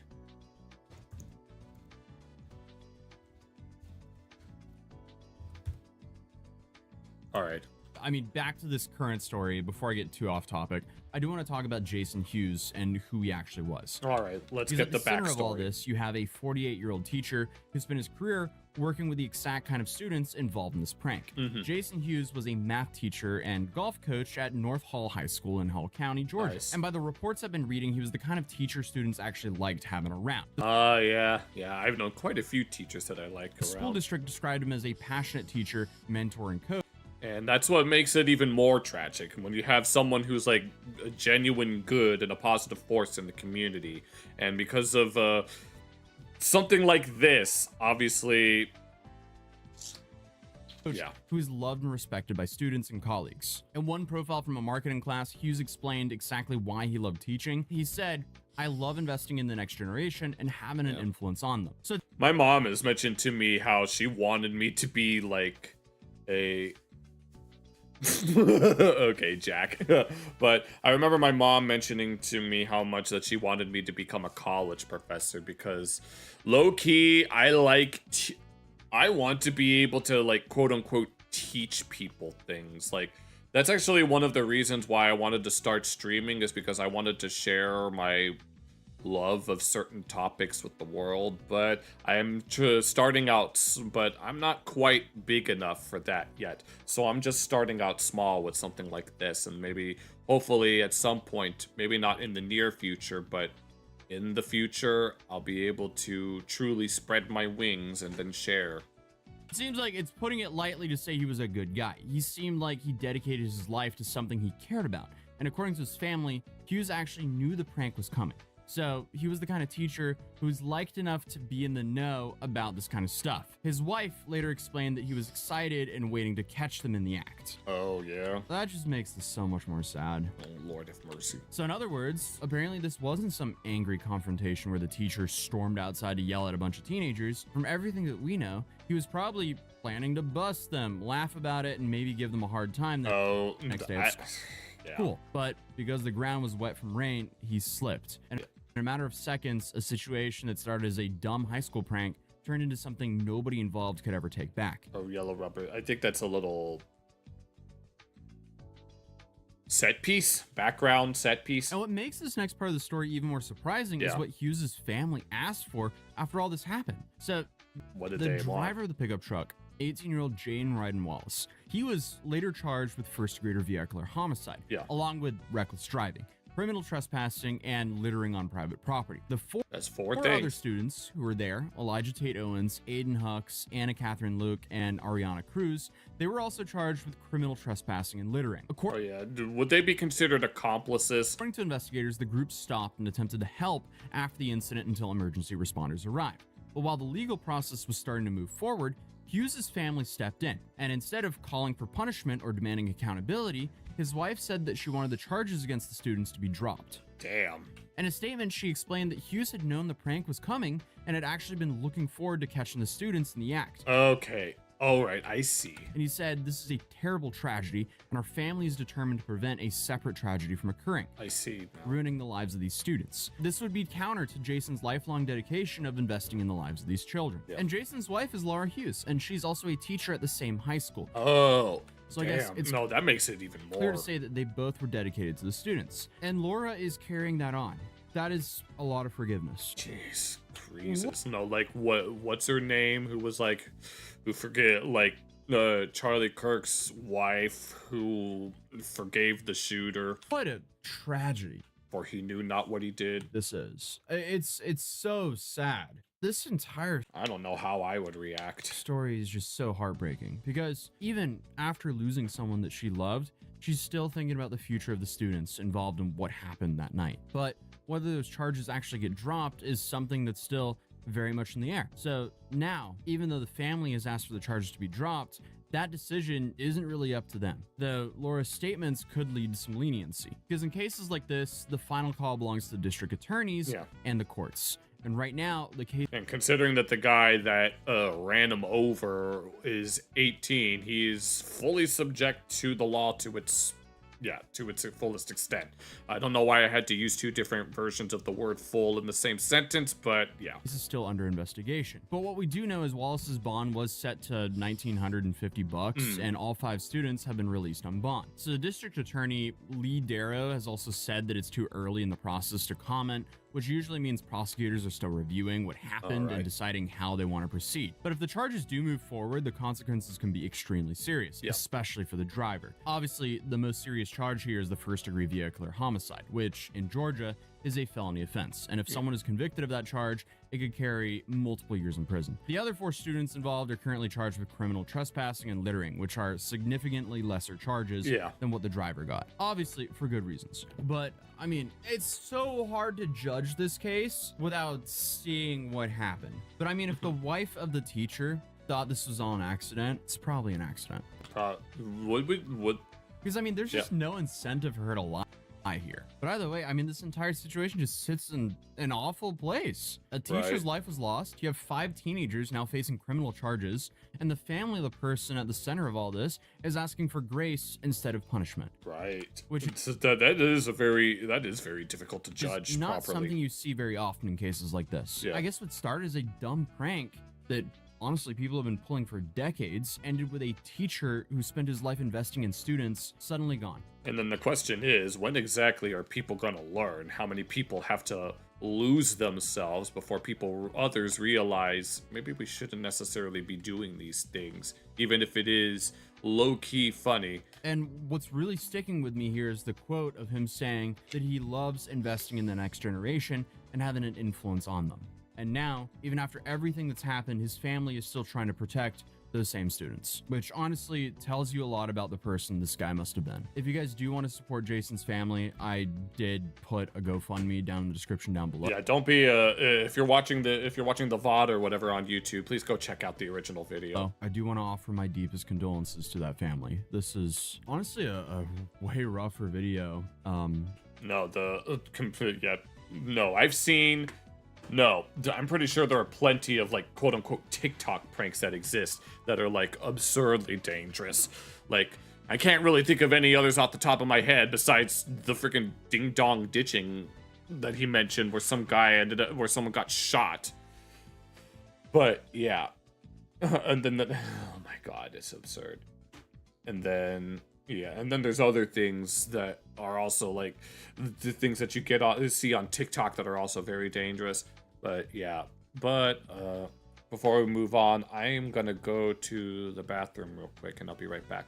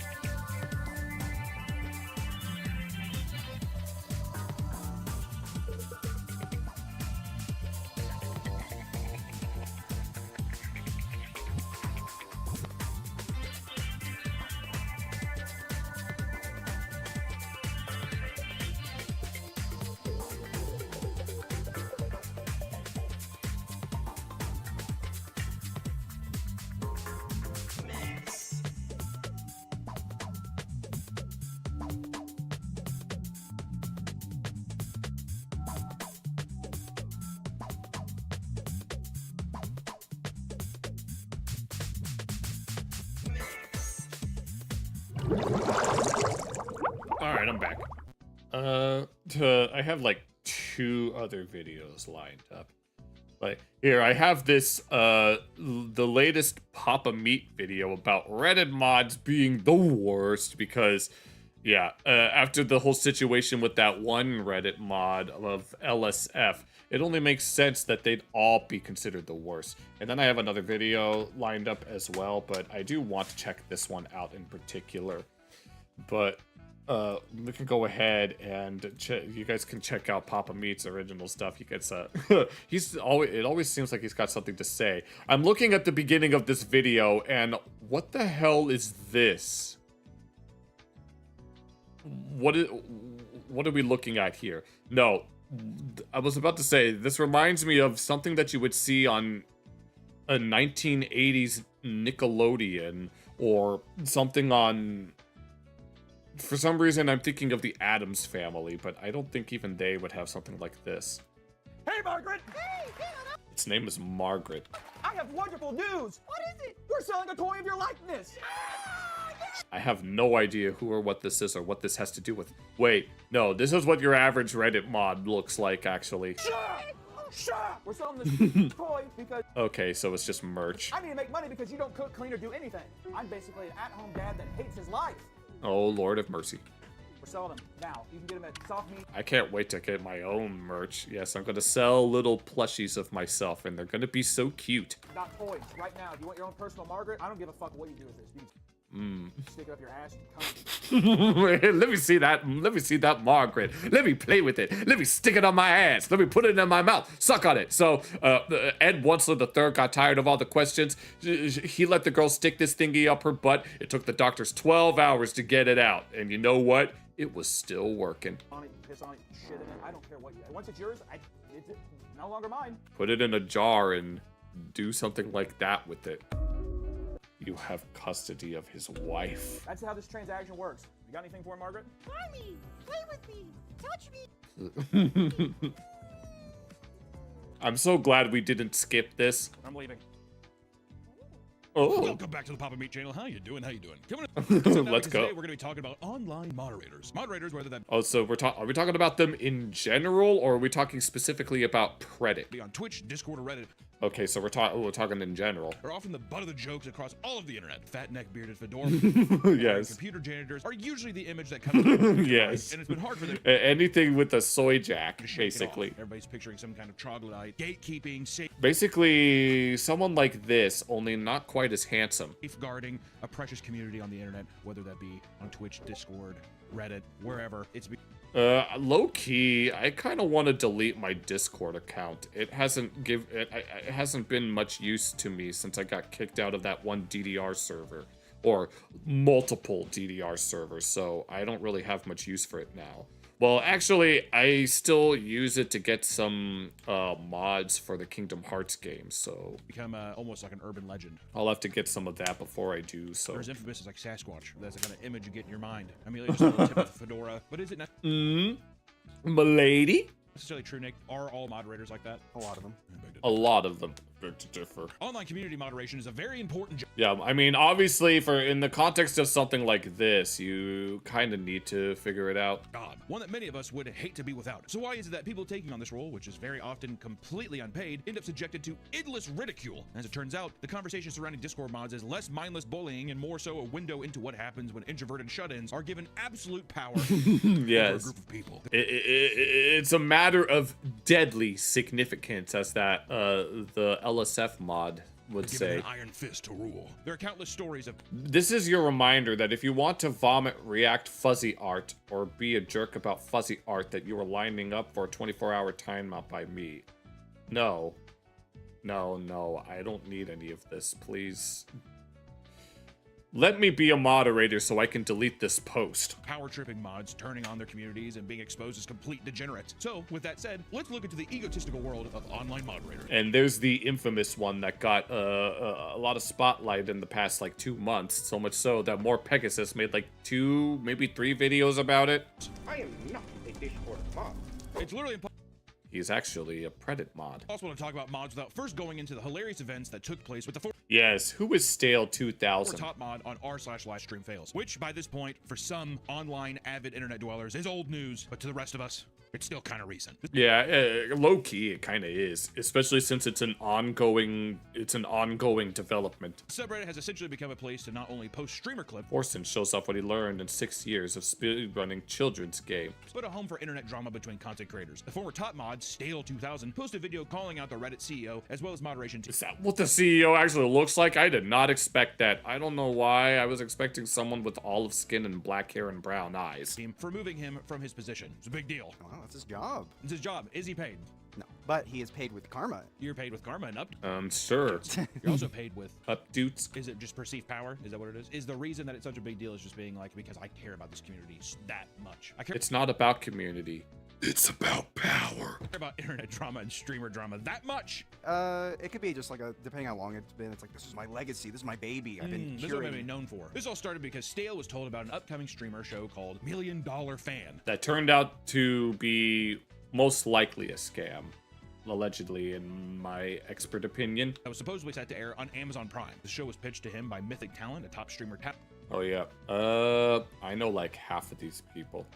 Well, we've watched a video by this guy about ordering a pizza on Minecraft. Agency as a Survivor-style competition that would feature well-known streamers and have a prize of. Yeah, and the only one I know here is DJ Dan Clancy, the Dynamic Diddler's favorite streamer, E-Girl Extra Emily. $20 million.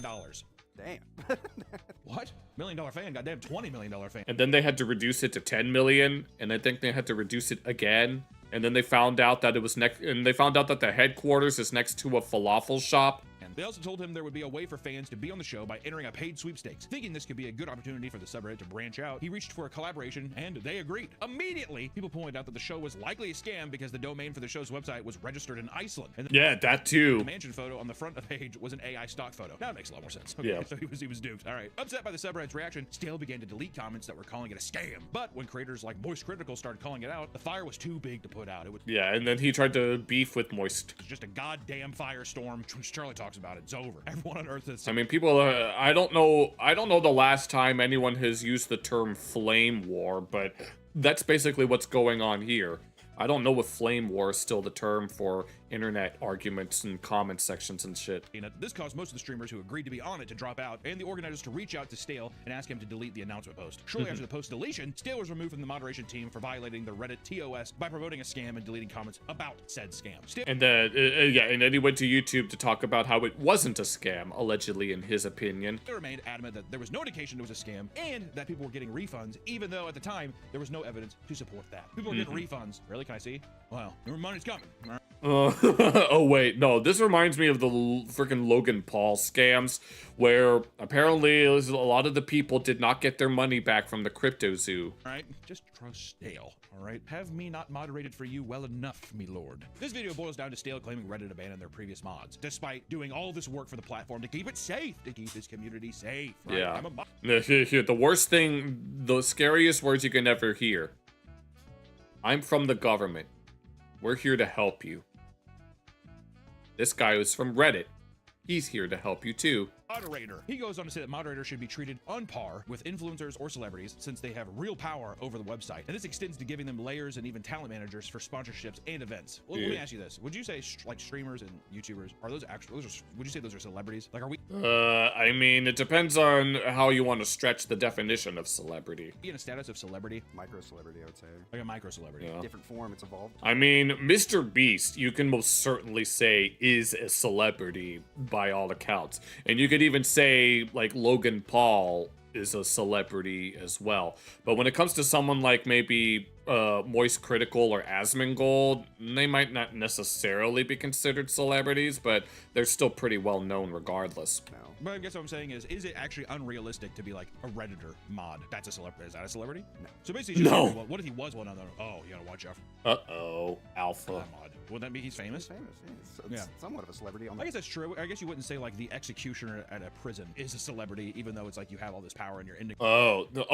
He's actually making a really good point. Someone's life? Like celebrity comes with fame. Is it just fame and just some type of recognition? Fame, yeah, maybe fortune. Although there are some quote-unquote famous people that might actually be broke. Yeah, adoration. Adoration. That's what it is. Yeah. I guess no one really admires to be a Reddit moderator. I want to be an actor. I want to be an moderator. Mom, would you put your child down? Yeah, I would go to them. They're sleeping.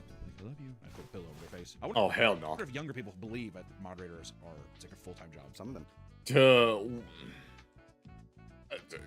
When you say younger people, you don't mean kids, right? Because I highly doubt that they're gonna know what a moderator is. I think that for sure. I'll tell you what's a full-time, being my moderator. Oh my God. No, do you want to know what a full-time job is? Waiting on a welfare check from FEMA. That is a full-time job. On my Reddit, those are real heroes, and they get paid generously. Put up their salary. Yes. On screen. 10 Monopoly dollars and some pizza coupons and some beer. I don't know. That looks like a pretty sweet deal. I mean, I'm not the biggest fan of Domino's, but, you know, I'm not too picky when it comes to pizza. Can we get some kind of testimonials to make sure that I'm not lying? Yes. Lay it now. Not only does Hunter not pay us, he actually actively roots for our downfall. What? So, the money's rolling in, and it's going out. Let go. Is what I say. But yeah, imagine only ever being on that. When no one outside of our pictures knows who you are. No, nobody. I did not know who this guy was until he started making videos, and then SlopTubers started reporting on it. No, the SlopTubers are far more famous than this guy will ever be. This video was uploaded. It instantly went viral for all the wrong reasons. People called it cringe and made fun of Stale's appearance. The average Reddit user. Only he doesn't quite have the neck beard. He also doesn't have a fedora, and he's not comic book nerd size. Being referred to as the biblically accurate Redditor mod. Yes. Brutal. The video was to announce the sub-alliance subreddit for the purpose of uniting mods and creating moderation tools. Oh, I've seen a variation of that knights pointing swords image in reference to Konami and their games or the fandom surrounding their games. And they're all like, all of these different games, and they're pointing their swords in the middle saying, hating Konami, like Metal Gear and Bimani and Yu-Gi-Oh! And all that shit. You had one and it was too confusing, so you tried to get it deleted and it gave you an error code? Oh my god, no. The Amazing World of Gumball had a joke similar to that, where they were trying to delete an account and it kept saying, are you sure you want to do it? Are you sure? Are you sure? Are you sure? They tried to click yes, and then the window keeps zip-zam zooming all over the screen. It is now a barely active subreddit used to roast. I mean, I have this one account on this one website that I stopped using because I couldn't take it. Stale for his embarrassing video. Yeah, your honest reaction to that stupid shit you said. He made statements so trash, even his gang clowned on him. People started digging through his social media accounts to reveal all sorts of painful Reddit cringe. Okay, wait, is this his official account? Humor, like a Harry Potter parody video. Oh, Lord have mercy. Posted years prior, which you know what? Yeah, you might still have it. I'm probably still have accounts in some places. Who doesn't fucking can a guy not have some Harry Potter cringe? I mean, albeit, don't be wrong, the thing about being like, I mean, I am cringe incarnate. The internet just doesn't know it yet. We need to be celebrities. We have the power. We are the resistance, or whatever whatever this video is. It is cringe. I mean, come on, dude. You tell me everybody has a little bit of cringe online. No shit. I think it's just the dog pile and make. You gotta have the dog pile. Yeah, you gotta attack his looks. I'm gonna ask you this, Nick. Do you think he's an ugly guy?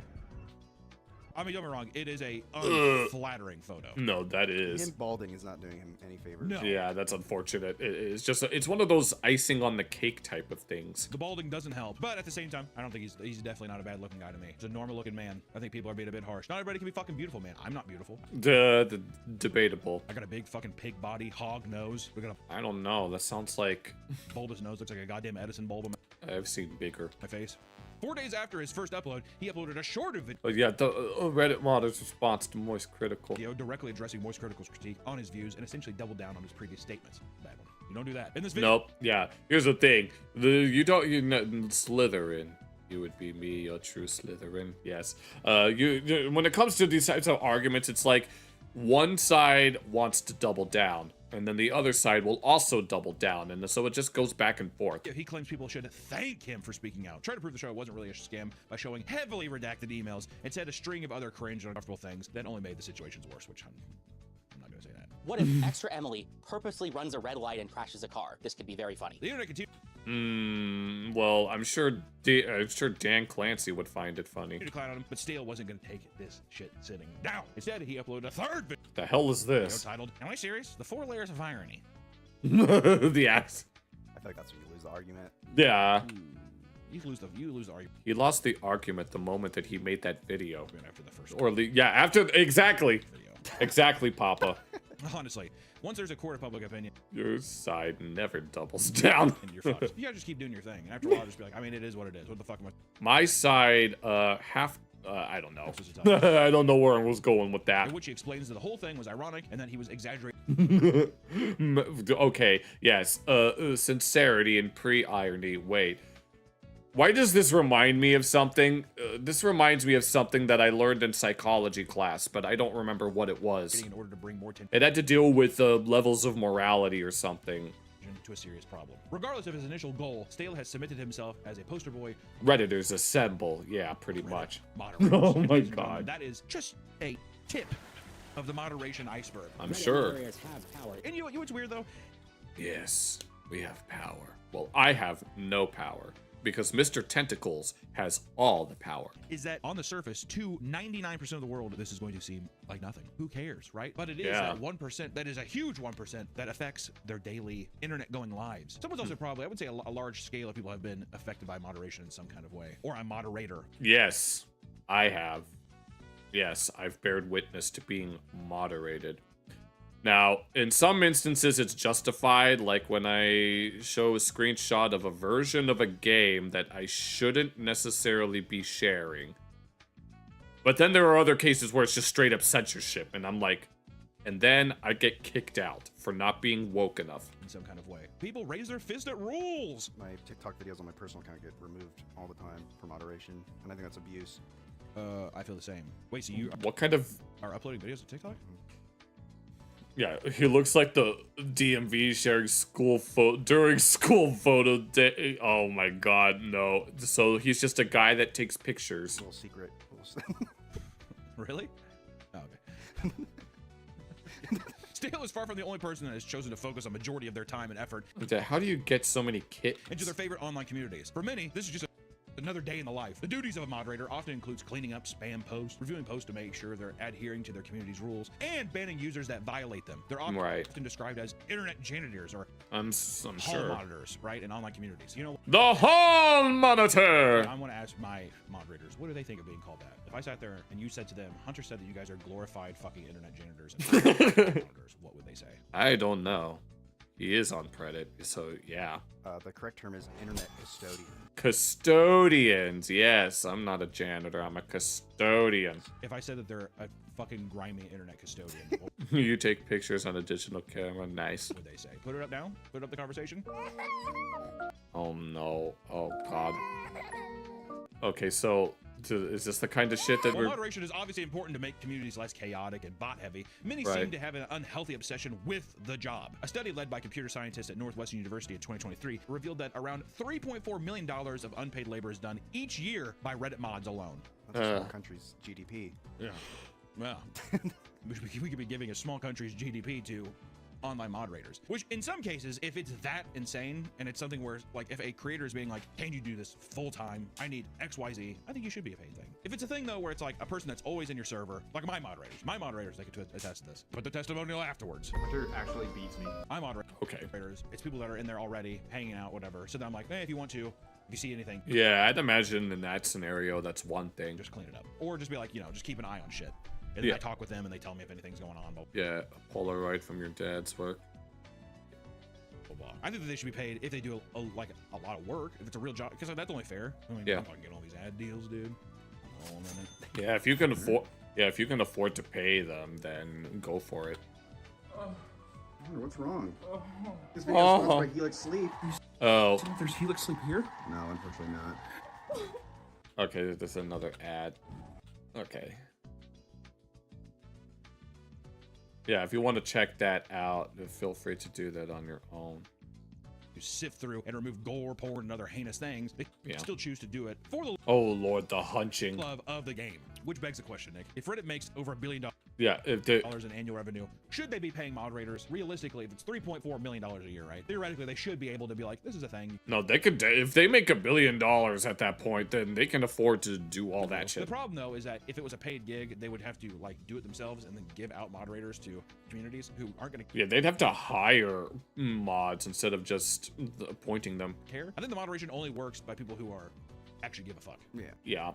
I don't know exactly how it works. Like, you'll have someone that creates a thread or something like that, and then you find someone who wants to mod for that thread, and then just, yeah. I think if it's like a big popular mod, like this was a huge thing years ago, but this one girl who worked there asked me anything, Reddit, who organized a lot of popular Jerry Seinfeld here. celebrities. She got removed. She was like really popular, and she was like wasn't getting paid for this, but it was bringing a lot of traffic to Reddit, and then they just like dropped her with a drop of a hat. It's just like, oh, we don't need you anymore. We'll find someone else. Oh, Lord. Yeah. Yeah, YouTube pays YouTubers and Reddit doesn't pay anyone. I need to check my subscriber count because once I reach 500, then I'll be eligible for monetization. All jobs too, though, isn't it? It's fucked up that you were never paid to begin with. There's so many large corporations. At least I think I will be. It's either that, it's either monetization in general or it's specifically memberships. I don't remember which. They're just like, you realize there's a line of people waiting to do this, right? You're lucky. I'm just here to help, Dick. I don't know why you're doing that. No, you should be pretty grateful that you're in this position where you get to delete comments. Most mods, especially within small niche communities, are just hobbyists who like fostering a welcome place for like-minded people. They typically aren't thinking about monetary gains, right? This is already something their community they're already interacting with. This is just something that they're excited to do, excited to help out anyway. And also, it just makes everybody's experience better. I'm sure that a lot of cases, it's like they start from like humble beginnings, but then they let the authority go to their head. That's what my mods do, right? Your mods keep banning me every time I get into Twitch. Yeah. Because you say bad things, Nick. You say bad things. I'm a bad kid. I do bad things. I don't listen to my grandmother, and I hurt people, and I smoke with cigarettes. We'll get everyone in trouble, so shame on you. Regardless, many mods will post detailed stories. Does anyone find being moderator more difficult? Counting their struggles being a moderator. One Discord mod creates a detailed list of all hard work that goes into his volunteer job, complete with photos of anime characters sitting out. Of course. Yeah, sounds about right. Did you understand the emotional subtext to his image? Yeah, sad. No, not really. I mean, you could. Yeah, I don't know where I was going with that, but I don't care. No. Nobody understands me! Such a lost bet. Actually, this is a good question. Of all the mods, what do you think online people say is the worst mod? It's gotta be Discord, right? I was gonna say Discord. Discord. No, the friggin' AI generated thumbnails of these big, round, roly-poly looking guys that are basically just collectively called Discord. I feel like they get clowned on the most. I feel like Reddit mods and Twitch mods, people are just, I see that people are like, power-hungry mods, melodramatic resignation. Fuck this. I can't even post anymore in there, blah, blah, blah, or something. This fucking mods are power-hungry. Versus Discord mods are almost always, they just say they're creepy. The whole, like, yeah, the stereotype is that they are in the files, essentially. Hello Kitten thing. That was the first one I ever Yes, that one. saw that was like a Discord mod thing. You want to be in my server, you're gonna have to send me some pictures. What server is this? This is like a Genshin Impact. Well, I have a Discord. I've mentioned it earlier. I have a Discord. I've mentioned it many times on my stream, though, that I have a Discord account, but I haven't really used it all that much. Server. If you want to be like Genshin Impact server, yeah, go ahead. At least not since before you know what happened. Take some pictures of your toes. Put some jam between your toes. Put some jam between your toes. Oh, Lord have mercy. Dog looking out. Imagine all the stuff that you would find on Genshin Impact. It goes without saying that there are seemingly, I mean, I don't know jack shit about Genshin Impact, so... like endless amounts of cringe moments surrounding any sort of moderation team. It just comes with the territory. There's something incredible that... Yeah, my red flags is he don't shower, and you just... So, he happens when a Discord mod starts to feel cool and popular among the community of fellow dorks. And the result of this can be perfectly illustrated by looking at what occurred when a woman entered the Hummel Park Discord server in oh, hell no. So we're gonna get some deep lore. In 2021. The now infamous message that goes as follow, quote, "Hello, Eva. I noticed you have a profile picture of a very beautiful, but also intelligent looking female. Okay, I see this one is starting off quite well. And I am under the presumption that this goddess is you. It is quite astonishing to see a female. No, the way that this is being typed. Well, here, the Pummel Party. Here's how you say, hi there, actually, I probably shouldn't even, I mean, I don't just talk to random people, so I wouldn't know. I wouldn't know how you would properly phrase this without coming across as either creepy or pushy. I am quite popular around here in this server, so if you require any guidance, please throw me a mention. I will just say, hey there, if you need any help, you can talk to me about it. Welcome to the server. There. Cordial, professional, simple as that. You don't need to be simping after anyone or trying to make yourself look better than you actually are. Assist you at any hour, day or night. And before you are mistaken, I do not seek your hand in a romantic way. And you felt the need to explicitly mention this because... Although, I am not opposed in the event you are interested in me, as many women often are. It's just one step above. Yeah, pretty much. And how many of these women actually are you just coping? I am a man of standard, and I do not bow to just any female that comes my way. And waste my seed on a common harlot? Not likely. In due time, a fair maiden will be brought to me, preferably from the east. Unlike my peers. So rest assured that I will not be in the way of your gaming and socializing experience. Consider me a player too. You're not even a player one. God. Oh my god. I've been trying to hold it in so long. Consider me a player. Oh my god, it's still going? Two, a companion, a partner. Oh my lord. Perhaps we can enjoy some video games together sometime. I see you play Pummel Party, and you are good at minigames? I am a minigame aficionado, so I would be happy to assist you in games. Platonically, of course. What does that mean? Why do you have to keep mentioning it? Platonically, how else would it be? I don't know, because something is simply platonic. But diamonds are a girl's best friend. Actually, it's probably a good reason to say that. Because if there's a guy online who's just like, she says she's gonna play video games with me, she likes me. Oh yeah. Trying to put that out there, like, don't worry, I'm not gonna be that creep. I'm not gonna be that creep, even though if you want to be. I mean, I always have to keep my options open, but Possibly be a boyfriend. I will not break my vow, though. I mean, if you, I know you might not be looking for a boyfriend, but it does make you think, you know. Honor of a knight. Platonically, of course. Unless you, like many others, change your mind on that. I look forward to And how many others actually change their minds? No, this is honestly. our future together. As friends, of course. Kitten. Yeah. Oh Lord. I have to. No, there should be a. It would not surprise me if there was some horror game inspired by this message. It wouldn't surprise me one bit. It is just called Kittens. Say this at least. I have to commend his confidence. I will say, if I was on the receiving end of that message, I really don't know what I would do. I probably wouldn't even respond. I mean, the worst that you can say is no, but I think a lack of response can be just as poignant. I would shrivel up and probably cease to be. I would turn to dust. Yeah, fuck this gay earth, I'm out of here. That would be. The amount of fake swagger of like, all the friends, even though they a lot of them decide to change their mind. Yeah. I get pussy a lot. I've only used Reddit like for to answer like questions on video editing more than anything else. Is that a Chad move though? Because I know that I remember watching one YouTuber who solely uses Reddit for the sake of computer related things, but everything else is all just a bunch of dung. Well, that's what I'm saying. That's what I'm wondering is it a Chad move to just like the level of confidence of being like, well, we could play this little game of cat and mouse, but we all know that the rat always gets the cheese. Sure, and let the cat, at least until the cat decides to catch you and leave you as a gift on the doorstep. And the cheese is stinky. Yes.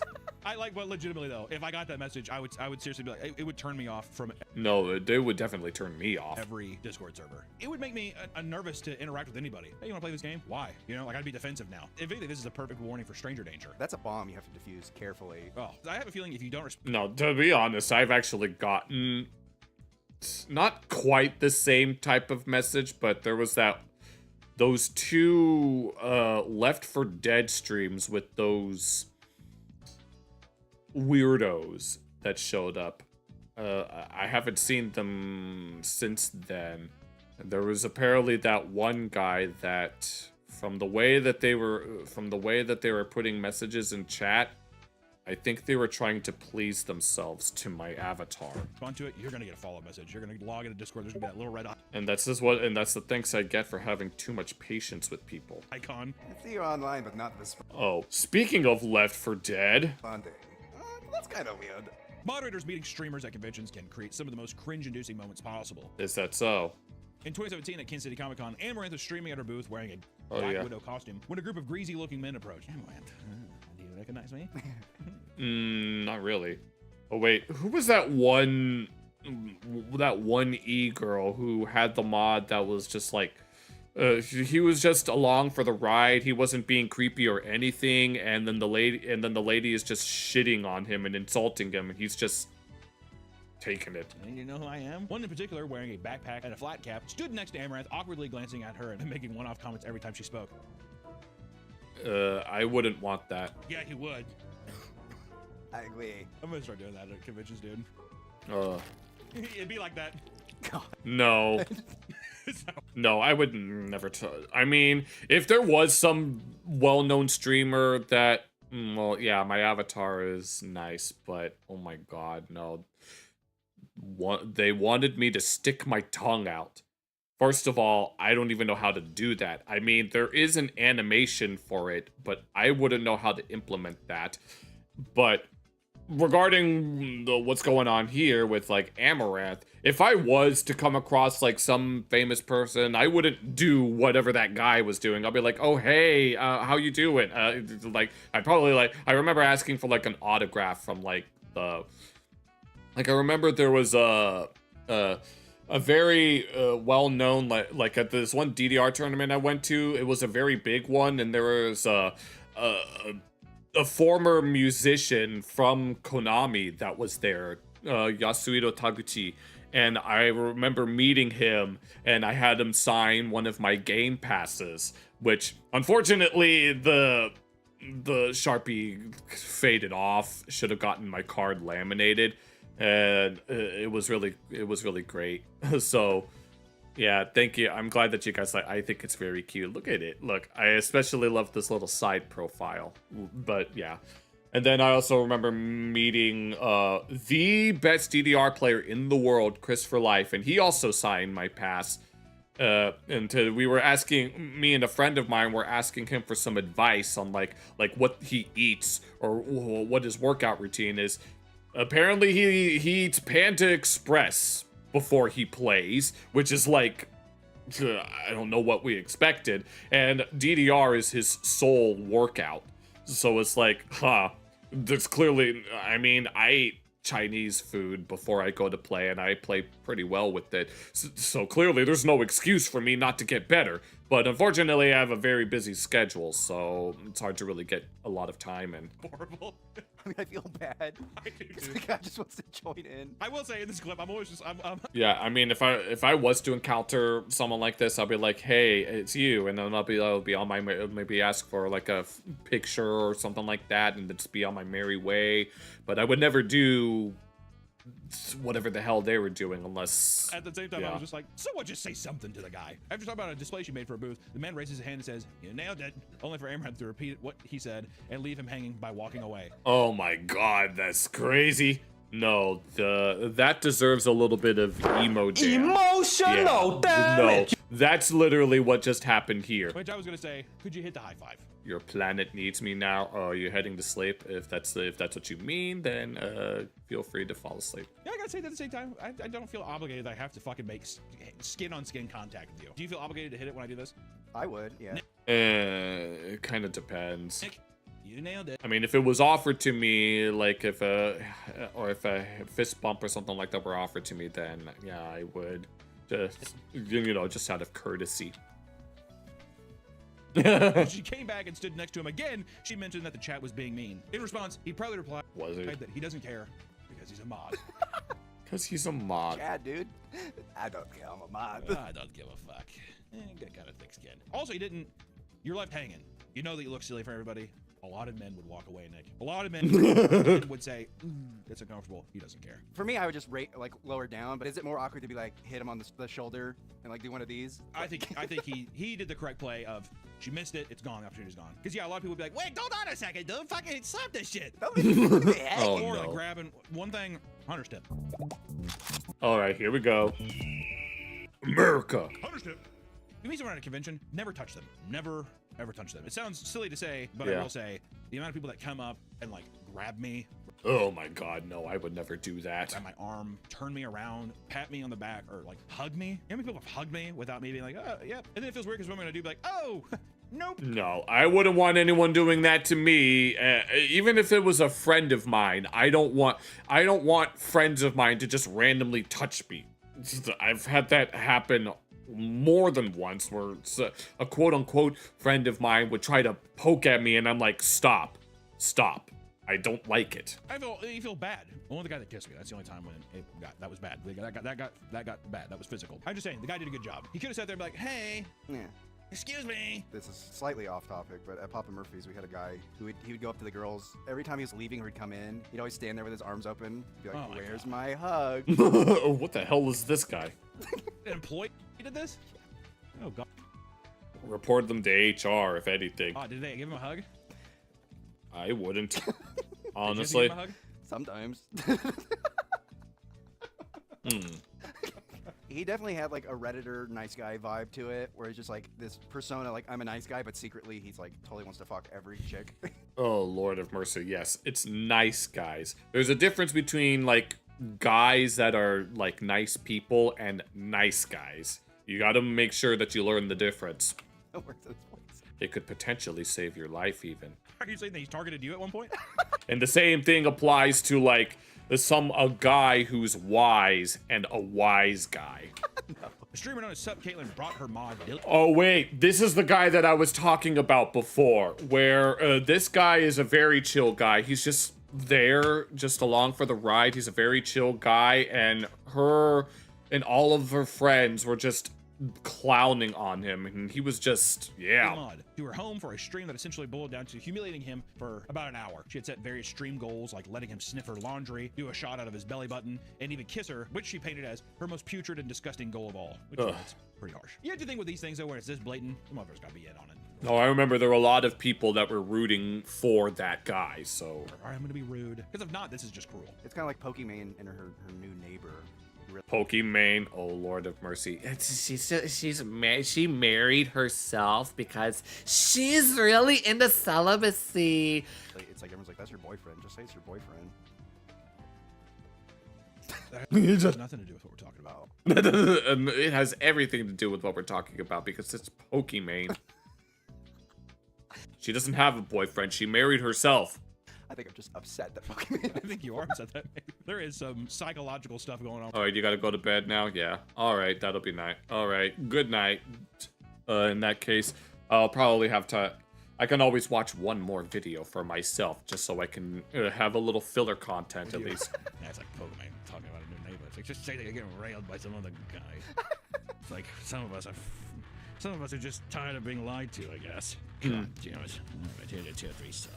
You bitch. Before the kiss, she was taking shots to prepare her for what would ultimately be just a tiny peck on the lips before sprinting to the bathroom to wash her mouth. Good It's Lord. excessive. You can't lay a little fucking chicken peck on. What are the odds that he brushed his teeth earlier, or maybe he has a mint? He must have had some stanky kimchi breath. She's hyping it up because she's like, look how pretty I am and look how gross he is. Ugh, how would I ever do this? Ugh, yeah.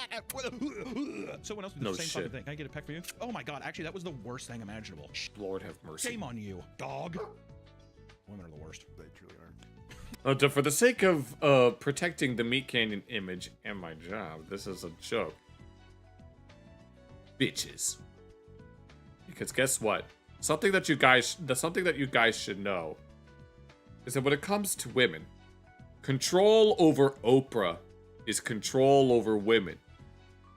And control over women is control over bitches. Because y'all are gonna have so many bitches that's what Brothers is gonna call you. They're literally gonna call you bitches. And then you're gonna have a grotto just like Hugh Hefner. This video went viral, and people started to interview Dilly to discuss why he let her act like this. Dilly mentions multiple times that it was all content and downplays what happened. It's for the gram. It's all content, huh? But most people can't help but feel like it was a genuine humiliation stream and pity him. But you know what? I mean, people talk about some streamers and shit having quote-unquote humiliation fetishes where they enjoy being ridiculed. But who fucking cares what anybody else says? If Dilly's like, you know, it was content, it is what it is. Motherfucker's in the stream all the time. You think he doesn't know what's content, what's not content? Come on. I guess I have to ask you this question, Nick, because you're obviously an avid Pokimane watcher. Are you a Oh my God, there's no way that his co-host... Look at this fucking freeze frame! Oh my God, no, we need this. Oh my God, I'm saving this. Oh my God, if I decide to clip this, where is it? Where's my print screen? Here. Oh my God, no, this is the... I can't believe I paused on this. This is what the average Reddit mod looks like. Oh my God, I can't believe this. This is perfect. Okay, I'm gonna do that here. Wait, yeah, so that I can save it for later. Get the fuck... You know what? Forget it. I can find it on my own. Oh my God. Wait. Here, let me try one more time. No, I need this. I'm saving that. Not for her? No. If you were, would you, if she did this in front of all these people, even if you knew it was content, would you feel comfortable with that? What, kissing? Oh, kissing me? Doing the kissing thing, but then being like, ooh, even if you knew it was... Yeah, if I knew it was content. Yeah, you'd be like, okay, come on. You know, because off stream, I get a real kiss. Yeah, Oh, yeah. I bet these two are constantly kissing. It's real. We kiss real. What would you... It's like, if someone jacked your rapper chain and you had to do anything to get it back, is it worth getting hurt again? Yes. Getting beat up? Yes. Getting killed? Yes. Kissing a man? Yes. Except no, because that's a do-over, because Riley Freeman didn't know his brother was going to say that. Probably make out and hold hands. So, yeah. I do anything for Pokemon. Oh lord, imagine unironically liking Pokemon. Pokemon, if you're watching this, run, hide. Yes. And never come out. If you're single and that is just your neighbor, here's She's not single. She married herself. my number. Run. To some people, their position as a Reddit mod is everything. Mod cries after getting unmodded. In fact, there are many cases of people becoming full-blown moderation addicts. Many relationships have suffered due to the toll that aggressive Reddit usage has on them. Yeah. Wow. One man ran to Reddit to rant about how his wife... Am I the jackass for asking my Reddit mod wife to stop modding or we divorce? Imagine being a female Reddit mod. Who he'd been married to since 2015. That sounds like an oxymoron, but apparently it's true in this case. Started to become a full-blown Reddit addict. She was big into posting about politics and... Of course it's on that. Modding her own political subreddit. Her online activity ramped up drastically. 5 years of non-stop Reddit addiction took its toll on their relationship, greatly reducing the time they spent together. This all accumulated in her losing her job in 2020, which had her delving into daily Reddit sessions that lasted as long as 17 hours. Oh no. God. And it was apparently in the politics subreddit. Okay, which side of the spectrum is she on? Because that could explain a lot. Damn. 17 hours is moderating, then she's got 4 hours of casual Reddit scrolling. She's enjoying Reddit. Oh. Yeah. The man started working overtime to make up for her lack of job opportunities. Meanwhile, she became sedentary and started to gain an unhealthy amount of weight. Oh no. Preach, sister. Me too. By 2023, he was drowning in work and struggling to afford feeding for two. Not only that, but their conversations were now reduced to either politics or Reddit. That's it. Oh Lord have mercy. Yeah, at that point I would just be like, no, someone else can have them. I'd kill myself. You see what happened in politics today? Yeah, no shit. The cutest little dog. And then, as you can see, the cutest little dog, and then, shock. He gets shocked. He was forced to... I was trying to make up. I don't even know what I was trying to do there. I apologize. Break the news to her that if she didn't reduce her Reddit usage, they would have to get a divorce. And in response, she chucked her dinner across the room and threw a tantrum. Okay, if she's doing something like that, then yes, you should probably dump her. In the end, he left and had to live at a coworker's house for a period of time, only getting calls from his wife to complain about how he shut off her Uber Eats account. Oh Lord. I just want to say, dodged a bullet. Stay too long. Yeah. If it escalates to the point of violence, then yeah, you need to get the hell out of there. I was gonna say, yeah. I don't think that's worth it. 5+ years of that. Yeah. Do you think that a person that's on Reddit 17 hours a day moderating, you think they're reaching out to people being like, I don't know how I'm gonna afford my rent? Oh, I bet they do that. I don't know if they do that. I wouldn't know. Well, you get the audacity food. You can also discount me as having vanilla shakes and some Chick-fil-A sauce. Thank you so much. The power hunger Reddit mod is a tale as old as time, and many public Reddit spats have shown time and time again that some of these people get a sick kick out of being in control. Yeah, when you're going on power trips and being control freaks, it's a recipe for disaster. Just recently, for example, a Reddit mob for the r/aviation deleted an incredible photo taken by veteran. Oh, okay, this is... Reddit mod deleted it because it was blurry. That's not blurry. No, that's not blurry in the slightest. How the hell would this be considered blurry? NASA astronaut Don Petit. Don posted a photo of a plane taken from the... Oh, is this the image? Point of view of the International Space Station. Pretty sick. Oh. The oldest active astronaut posting a breathtaking photo shared. Oh, is that what? Oh, I thought it was the... I rescind what I said earlier. Yeah, this does look blurry, but I think that's just the nature of taking these types of photos, especially if they're like super far away. Something most people have never ever seen before. It was probably taken down by mods for being low quality and too blurry. Oh god, we can't even see the plane. Just enough. Which the internet quickly freaked out, leading to different mods to come out with an apology and put the post back up. I am so sorry. To be fair, that's nepotism. So an astronaut gets to take a shitty fucking picture.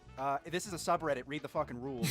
Hey, listen, Don. How about a higher quality fucking photo next time? Good yeah, we get it lord. on the space station. The audacity of having poor quality control. Discord is no different when it comes to moderation drama. No, it's not. Large and active Discord. This server is currently full. Please try again later. Server for Helldiver 2. One mod created tons of friction after posting their personal art depicting their persona dressed in Helldiver. Okay.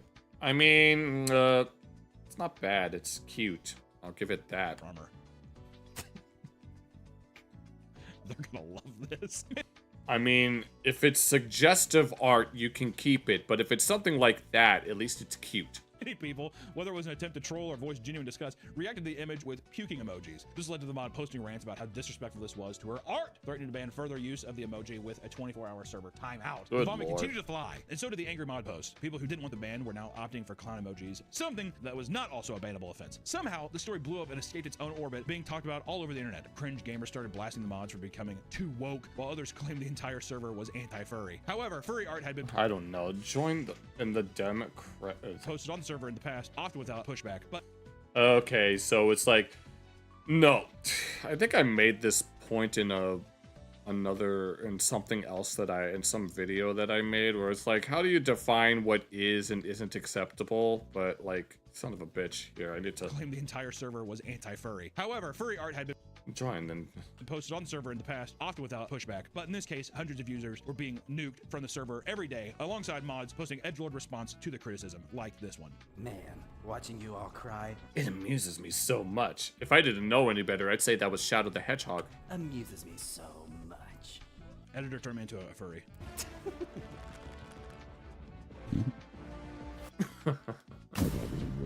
One of the biggest subreddits on the platform, r/art, also suffered from power tripping Reddit mod recently.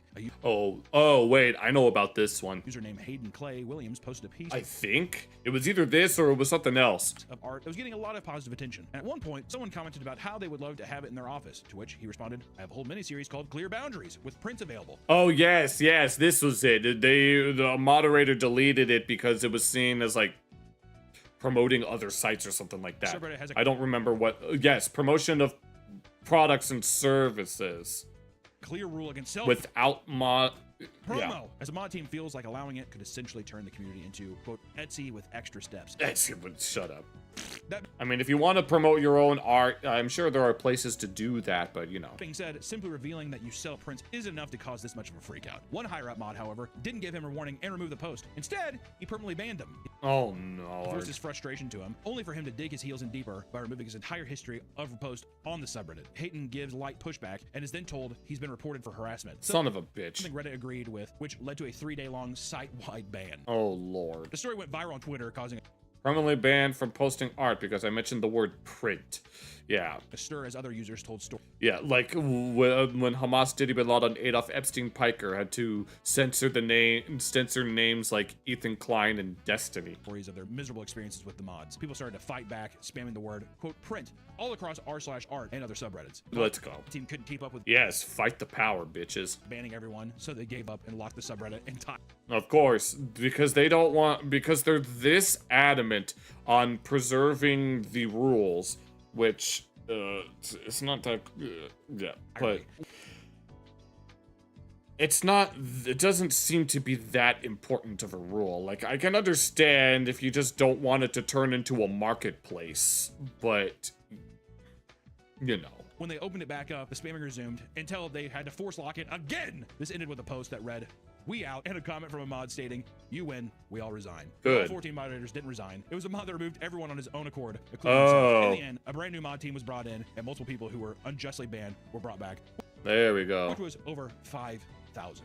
Oh my lord of mercy. People. Their mod responsible eventually deleted his account entirely. There are many selfless people who volunteer their time and energy, and it's true that being a mod is a thankless job. It is, right? It's an important thing for communities online, and people who, you know, I know that we're goofing on a lot of mods today, but moderators do a lot for communities, and it's just out of the kindness of their heart, which is a very selfless and nice thing. Yeah. Moderation is a volunteer position that, unfortunately, attracts a lot of weird power. Yeah, the artist banned for overwork resembling AI. No, because that's the unfortunate side effect of AI art. Someone can make something that looks so good, but to some people might not necessarily know the difference. I mean, that's how Facebook moms can be. Hungry people, which it happens with any position of power. It's going to happen. Yeah. Power corrupts. Absolute power corrupts absolutely.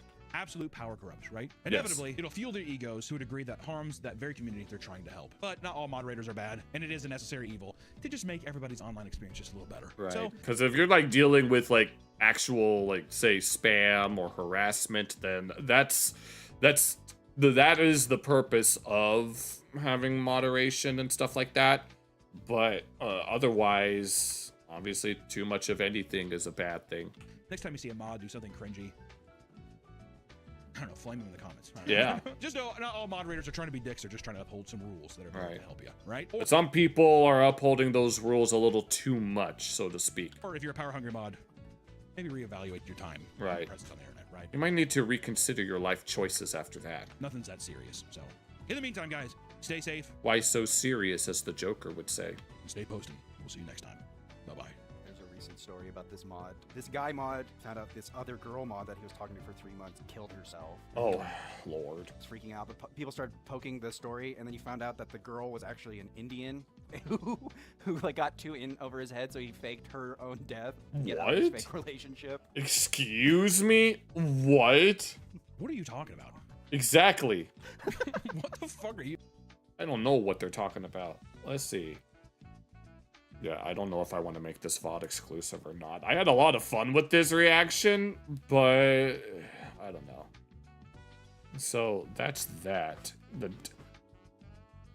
We do have time for one more video. I did want to take a look at this one video about Smile Dog, if anyone remembers that. But I don't think I have enough time for it. Who knows, I might call it early here, because I didn't find any other videos that I wanted to take a look at. Let's see. Yeah, this is like, this video might actually be too long, if anything. Let me see if there's okay, here, I know what we can look at as a little filler reaction. Here, I've had this... the Smile Dog video is a little too long. So as a sort of like a final video to look at, let's look at I've had this video in my a watch later playlist for a while now, and it's Geography Now's Hidden Country of Caucasia Explained, which obviously is for anyone who doesn't know, is a reference to the Caucasus Mountains on the north of the Middle East and south of Russia, which yes is the namesake of white people being referred to as Caucasian, which personally I've always had a problem with this because not all white people come from the Caucasus Mountains. The only reason that Caucasian usually refers to white people is because the guy that came up with the term found that the skulls of Georgian people from the country of Georgia, not the state of Georgia, he considered them to have the most perfect skulls. And so that is why the term Caucasian came to refer to not white people in the sense of not just Europeans, but also Middle Easterners, North Africans, and that kind of thing. But I want to see... We'll look at this as our final video of the night, and then we will finish the stream from there. So you've heard of the word Caucasian. It's yes. the term generally used to refer to white people. But that kind of begs the question, why do we call them Caucasian? Is there a Caucasia? I just explained why we call them that, so he'll probably elaborate even more. And if so, do all Caucasian people come from this speculative Caucasia? There's a lot to unpack with that question. And that's what we're going to do in this episode. Let's have a Geogra talk. Let's go. Hey guys, I'm your host Barbs, and today we're filming in my room because my mom's making gimbap in the dining room right now where I usually film. I'm not even joking. Let's go. I ate it. Oh my god, I love this stuff. I'm going to eat it. Oh yeah, Korean mothers always have... Mom, why are you always watching Chinese soap operas? I don't know. The white... I don't... Interesting about their culture.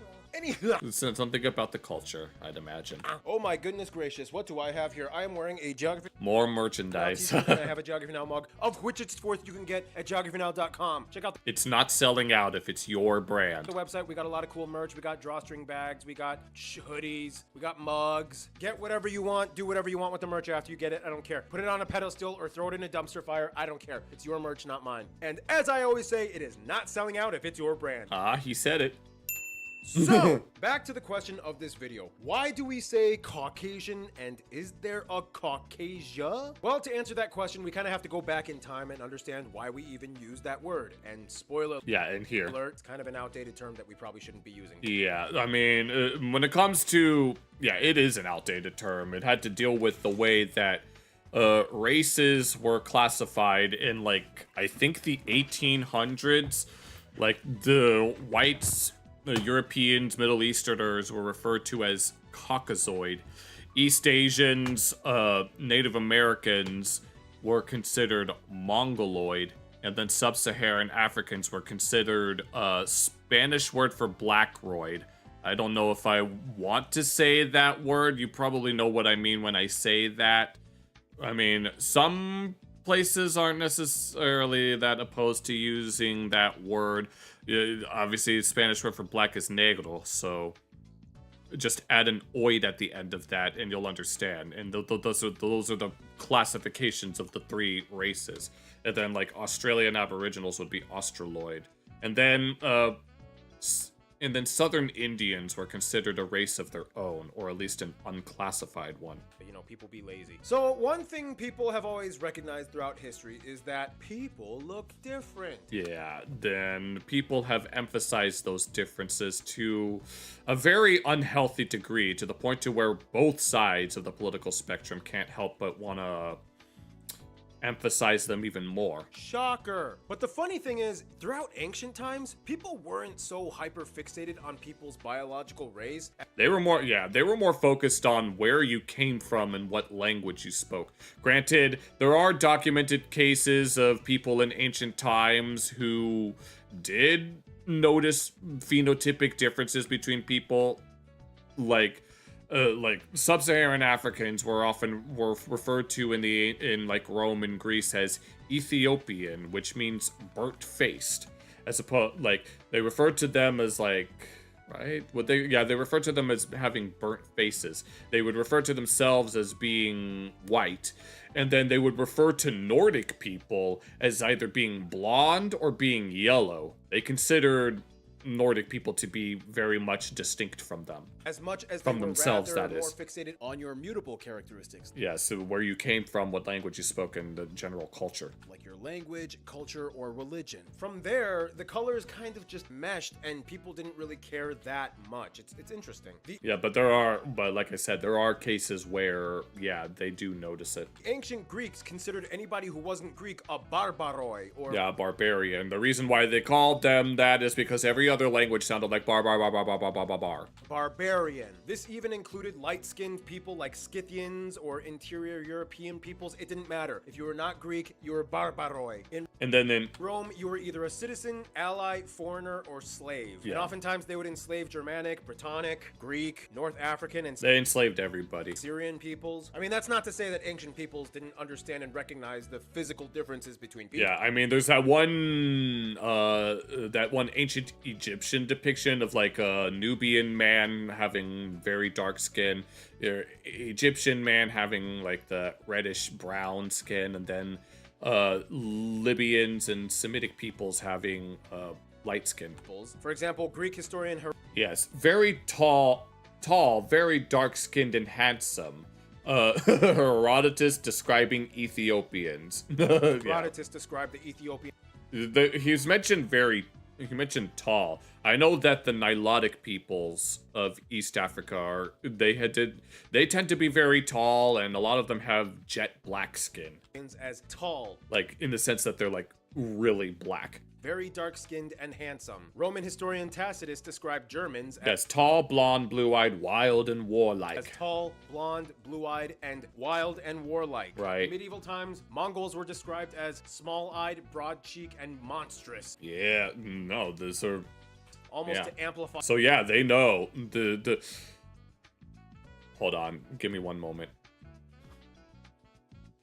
There, it's back. Like, one major, like, misconception that people have about the ancient world, and this is mostly, like, a left-wing position, is that, the ancient world didn't see color, or they didn't see race. Clearly, yes, they did, given that yes, they noticed phenotypic differences. They most certainly had a concept of race. It's obviously not going to be the same as our modern conception, but they still had their own unique conceptions. So anyone who says that they didn't see race that's just not true. A sense of fear, which, I mean, when you're getting attacked by the Mongols, it's kind of understandable. Yeah, I mean, the Mongols are the exception.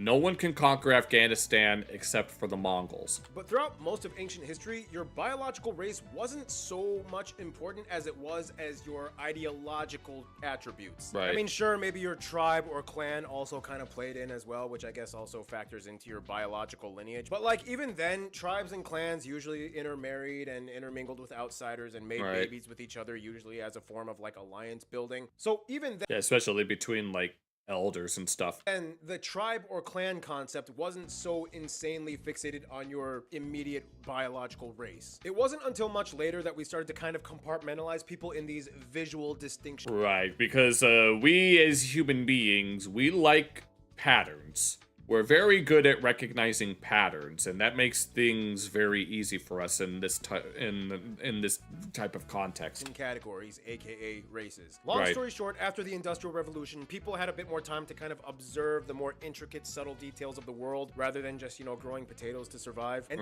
in the late 1700s, this guy, a German anthropologist, Johann Friedrich Blumenbach, named Johann Friedrich Blumenbach, tried to classify humans into races, and he had 5 groups. And he used the word Caucasian for peoples of Europe, West Asia, and North Africa. Why did he choose that word? Well, it was incredibly subjective and speculative, but what he did was he looked at the skulls of peoples from all over Europe. No, this was obviously before genetic science was discovered and was purely based on subjective, West Asia, and they called it phrenology, where people would analyze, they would feel the bumps and grooves on your skull, and they would use that to determine your personality, or in this case, your race. North Africa, and he concluded that skulls from the Caucasus region, specifically in what is now the country of Georgia, had the closest resemblance to all the minute features found in the majority of all the skulls he observed, and it had the most symmetry and ideal form. Therefore, he concluded that Europeans, or at the very least, light pigmented peoples, must have originated from the Caucasus region. So congratulations. Yeah, that's the reason why, and that is the reason why we use the term Caucasian. Obviously, for me, I don't like using this term because I don't consider it particularly accurate. Georgia, according to this 18th century pseudoscience German guy, I guess you guys are the OG white people. Anyhow, now, despite the fact that later his findings were proven incorrect, you know. Yeah, but, and we still. The whole Africa migration theory. Actually, now there's like an Asian migration theory. Oh, yeah. I remember, like, scrolling through, like, what's it called? Like the homepage on Microsoft Edge, and I remember coming across an article that says out of Africa theory changing or whatever the hell. I don't even want to get into that. Oh my god, no. Am I gonna have to look this up at some point? But anyway, the point is, the word Caucasian was propagated from the 18th and 19th century publications, and today we just... And it just kind of stuck around. I don't use it because it's inaccurate, but... Still use it because we're lazy. That being said... I think a much better term would be West Eurasian. Is there actually a Caucasia? Well, if you zoom in on the map in the areas between the Black and Caspian Seas, you find this incredibly picturesque transcontinental mountainous region transitioning between what is geographically Eastern Europe and Western Asia. Yeah. This is one of the most Yes, there's a lot of linguistic diversity within this region. Demographically extreme places on Earth because it has one of the highest concentration of native ethno-linguistic groups. And it has to deal with the fact that it's a mountainous region. Mountains being natural borders and barriers would obviously lead to this kind of linguistic diversity in the first place. 50, in an area about the size of Cameroon or Sweden, for my Americans, California. There's no specific defined line or boundaries on what constitutes Caucasia. Yeah, it's just it's one of those umbrella term type of things. But it's generally understood to be the areas around the Caucasus Mountains. Right. Today, the Caucasus is divided into 4 separate sovereign nations: Russia, Georgia, Armenia, and Azerbaijan, with 2.5-ish disputed autonomous areas. I'll explain that later. And furthermore, divided into 4 main ethno-linguistic peoples. However, only 2 have ancient native roots to the area. Right. The ethno-linguistic families are the Caucasian peoples. Yeah, which are further subdivided into 2 unrelated peoples. Technically, linguistically speaking, there's like the Northwest Caucasian and then there's Northeast Caucasian. And both of these are technically unrelated to each other, at least as far as we can tell. Indo-European peoples, the Turkic, and one small Mongolic Oh yeah, the Kalmyk people. group, the Kalmyks, depending on how far you want to stretch the line of Caucasia. And today, I will break down the 4 ethno-linguistic family groups of Caucasia. Let's go. I'm gonna give you like a general Yeah, I know the general overview of all of them. overview and list out some of the biggest ones. I don't have time to do all 50. That would make this video way too long, okay? So with that, let's start with the oldest and most notable, appropriately named namesake group, the Caucasian peoples. These they're three separate families that are not really related to each other. These are the first known inhabitants of the Caucasus region. And they've been living there since who knows how long. They date back to at least Neolithic times. Now, There is this one theory that suggests that the North Caucasian languages are distantly related to languages like Etruscan, Basque, and even Chinese, but whether or not that's actually the case is yet to be seen. just keep in mind, Caucasian is just a geographic term. Yeah, it's an umbrella term. Similar to Khoisan, the sub-Saharan click languages. That is also an umbrella term for a wide variety of loosely affiliated languages. It's not an ethno-linguistic term. A lot of these people are not even related to each other. They're just all within the same general geographic area. So within the Caucasian peoples, it breaks down to a few distinct people groups. First off, you have the Kartvelian peoples. This is predominantly made of Georgians. Made out of 4 along with a few local varieties. 4 language groups. The Svan, Mingrelian, Laz, and the largest one you may already know of, the Georgian peoples. Right. Although keep in mind, Georgian is just the Anglophone name. It's actually... Yeah, they call themselves Sakartvelo. They call themselves Sakartvelo. Sakartvelo. Kartvelian. It makes sense, you know? Right. Anyway, all of the languages have some degree of mutual intelligibility, and they're all written with the Georgian... Yeah, and they have their own unique writing system, too. Or the Mkhredruli script.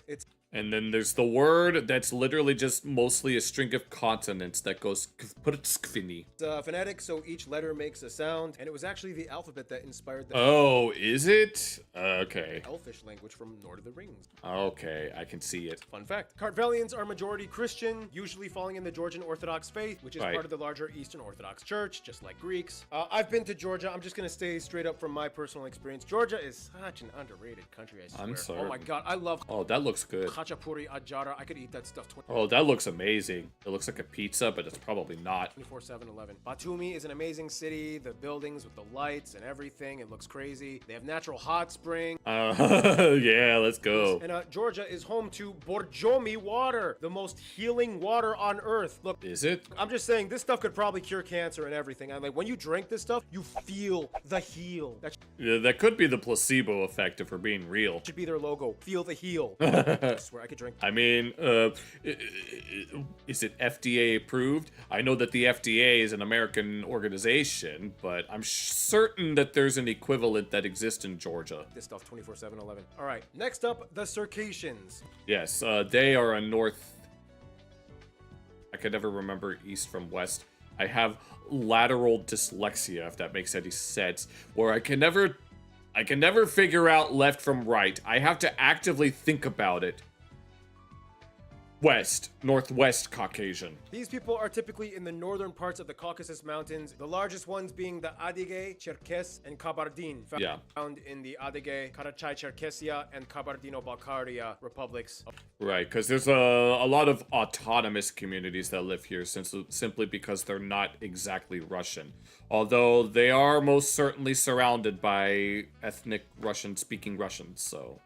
These are like minority languages, essentially. The Russian Federation. And then a slight more distant cousin of them are the Abkhaz peoples. The Abkhaz people want to be independent from Georgia.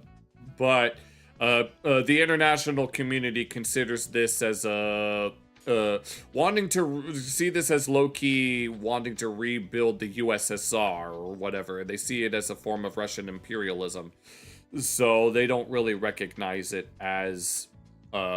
its own thing. Which are in the Abkhazia area, which is disputed with Georgia. Circassian peoples, I actually did a short video on these people, but they're very, very, very unique peoples. These people have a very deep, rich history and culture. A lot of them were sent out into diaspora during Russian imperial times. Yeah. So that's why you find a lot of Circassian people in like Turkey and the Middle East. In fact, I think there's a lot of like elite high members of society in Egypt that have Circassian roots. Really? That honestly wouldn't necessarily surprise me, but crazy. A lot of amazing, cool-looking dances. A lot of the straight postured men and women, and then the women look like they're floating, and the men do the weird spinning and crazy jumping things, and it looks really cool. They maybe some whirling dervishes. Wear those like traditional costumes with the bullet pockets. I know all of the Caucasus people follow the same like traditional clothing with the bullet pockets, and the women with the colorful gowns or whatever. And the Abkhaz people. So Abkhazia is sort of like a self-proclaimed independent state that broke away from the country of Georgia. You do have to pass through a border checkpoint in order to enter their area from Georgia. They have their own currency. They have their own government. Legally, under the UN, they are recognized as an autonomous part of Georgia, but that's a whole other thing. Today, only Russia recognizes Abkhazia. Yeah, and that's why the international community doesn't want to recognize it, because they view it as imperialism. Anyway, but that leads to a wider question about what it means to be like autonomous and self-governing. It's like, if these people want to secede and join another country, yet that country already has like ambitions of grandeur that are less than ideal for other people, it's like, how do you cope with that? From there, if you go further east, closer to the and here's Dagestan. Caspian. Apparently there's some memes surrounding sending prisoners to Dagestan. See, you get the Dagestani group. You've probably heard of this one, all the memes. Yeah, send them 2 to 3 years Dagestan. Memes, send him to Dagestan, 2-3 years, forget. That's this place, Dagestan, yes. The Dagestan. Yeah, these are Northeast Caucasians, which are unrelated to the Northwest ones. Republic within the Russian Federation, so it's a part of Russia. Yeah, the Caucasus area here is mostly autonomous republics. But they have their own kind of autonomous rulership. It's actually made of multiple different ethnic groups, but they're all related to each other in that case. Their own, government and so on and so forth. But yeah, Dagestan is the most ethno-linguistically diverse. Right. First place in all of the Russian Federation. I don't doubt that. Here there are over 30 native groups and 81 nationalities, all found within this one part of Russia. But yeah, of the native 30 groups, the largest ones are the Avars, Dargins, Lezgins, and Laks. Yes. Avars alone make up about 1/4 of the entire population of Dagestan. So, by the way, no, they are not the same as the Avars that were from the Pannonian Basin in Hungary. Yeah, that reminds me of some other people groups that suspiciously share a name with some others. Like, there's an Albania in the Caucasus that is unrelated to the Albania that exists, or there was an Albania in the Caucasus that is completely unrelated to the Albania and the Balkans. Those were Central Asian peoples. Same name, different people, okay? Just want to make that distinction. Dagestani people, some Eastern Orthodox, but majority Muslim. These people have very, very distinct cultural tropes and traditions. And one thing, when I think of Dagestan, the one thing I think of are those really wide shoulder padded cloaks. I feel like I should know what this is, but I forgot. Cloaks. Oh, those things from Dagestan. I want to get one of those. Those sheepskin cloaks. Those are so cool. I want to get one of those. And finally, within the Circassian category, you have the Venakh peoples. Yes, and these include the infamous Chechens of Chechnya. These include the Chechen and Ingush peoples. Yeah, they're also north. Found in the. Yeah, these people are west Caucasian, and these people are northeast, and both of these groups are unrelated to each other. Ingushetia and Chechnya republics of Russia. You've probably heard of these, especially Chechen peoples. They've been in the news and anything when it comes to like Russian conflicts and everything. Yeah, they have this massive love-hate relationship with Russia. Chechen peoples, majority Muslim. Again, very distinct people group. Chechens, Ingushetians. They're basically cousins of each other. There you go. Now we move on to the next oldest people group, the Indo-European peoples. Basically, they migrated. There is an idea that the Indo-European languages originated in the Caucasus. Given that reconstructed Proto-Indo-European has a surprising amount of similarities with the reconstructed proto-language of Northwest Caucasian, which implies that there was some sort of migration from the Caucasus Mountains into the Yamnaya steppes. Northwards into the Caucasus during the Bronze Age-ish era. Yeah. The largest of this group are the Armenians. Yes. You've probably heard of them. They inhabit... Yeah, we learned about the Armenian Senogide that took place towards the end of the Ottoman Empire's existence. Mostly the area and and the Kardashians are Armenians as well. Of what is now the country of Armenia, plus a few of the surrounding areas. They have a whole dispute with Azerbaijan over the Nagorno-Karabakh / Artsakh place. They call it Artsakh, they call it Nagorno-Karabakh. Same apparently they ended up evacuating that place. Same area, and I'm not gonna get into that because it's too complicated right now. And now there's like a corridor that's they're trying to make a deal with whatever, I don't know. But I thought they left that place already. Yeah, Armenia. So Armenians are the largest Indo-European groups. Other than Armenians, though, then you have the Iranic people.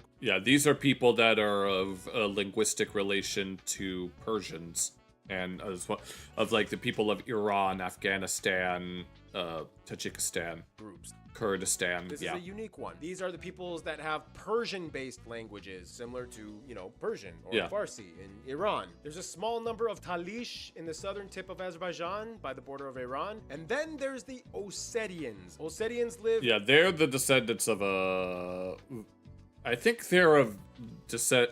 I think they descend from the Scythian people, or at least an offshoot of the Scythian people who, after the Indo-European languages had already like spread out into its different families, the Scythian people roamed the steppes of Eurasia, and they are, linguistically speaking, an Iranian type people. In the breakaway area of South Ossetia, which is... Yeah, much like Abkhazia, South Ossetia also wants to unite with Russia, but once again, this is seen as Russian imperialism. Even though half of the Ossetian people live in Russia and the other half live here in Georgia. Internationally recognized as an autonomous region of Georgia, but they consider themselves a separate country, or possibly a unit that could be annexed into Russia, because that's a whole other complicated story. Right. South Ossetia, they are Iranic peoples, but they are mostly Orthodox in their religion. They're Christians. Yeah, so Ossetian peoples, very unique culture with them as well. Oh my, I kind of want to do a more deep dive. Maybe I should do a short video about the Ossetians, because there's North Ossetia and there's South Ossetia. North Ossetia and Russia, they're basically the same people, but yeah, and then it goes into the Russian. Yeah, and it said North Ossetia, Alania, they were known as the Alan people, at least I think I don't remember the exact context for what they refer to themselves as, but the Alans were like a subgroup amongst the Scythians, but now, I don't actually remember if they were Scythians or not. That's just what I vaguely remember. Anyway, yeah, that's so Ossetians, Iranic Christian peoples in a breakaway state in South Ossetia, which is the part that is recognized. Yeah, you get the point. All right, Armenians and Iranic peoples, those are the Indo-Europeans of the Caucasus. Yeah. Then we have the next group of people. These are Turkic peoples. People that came in. The Turkic peoples. The earliest Turkic peoples came into the Caucasus region during the Göktürk Khaganate during the 4th century AD. Yeah. And by the 7th century, they had pretty much established a firmly controlled grasp over the area. Over time, these Turkic groups kind of branched off and created new cousin Turkic groups. And today, the largest one are the Azeris or Azerbaijanis, especially the ones that live in Azerbaijan. Right. There's also a large Azerbaijani population that lives in northwestern Iran. And there are also Azeris that live in Iran. And there's a whole... Yeah, there's a whole, like, region of Iran that's called Azerbaijan. Complicated debate. I swear to God, it's every time I talk to Azerbaijani people from Azerbaijan, they say, no, we are Turkic. But when I talk to Azeri people in Iran, they say, no, we are Turkified Iranic peoples. I mean, technically, that's not wrong, because that's kind of how it worked in Turkey.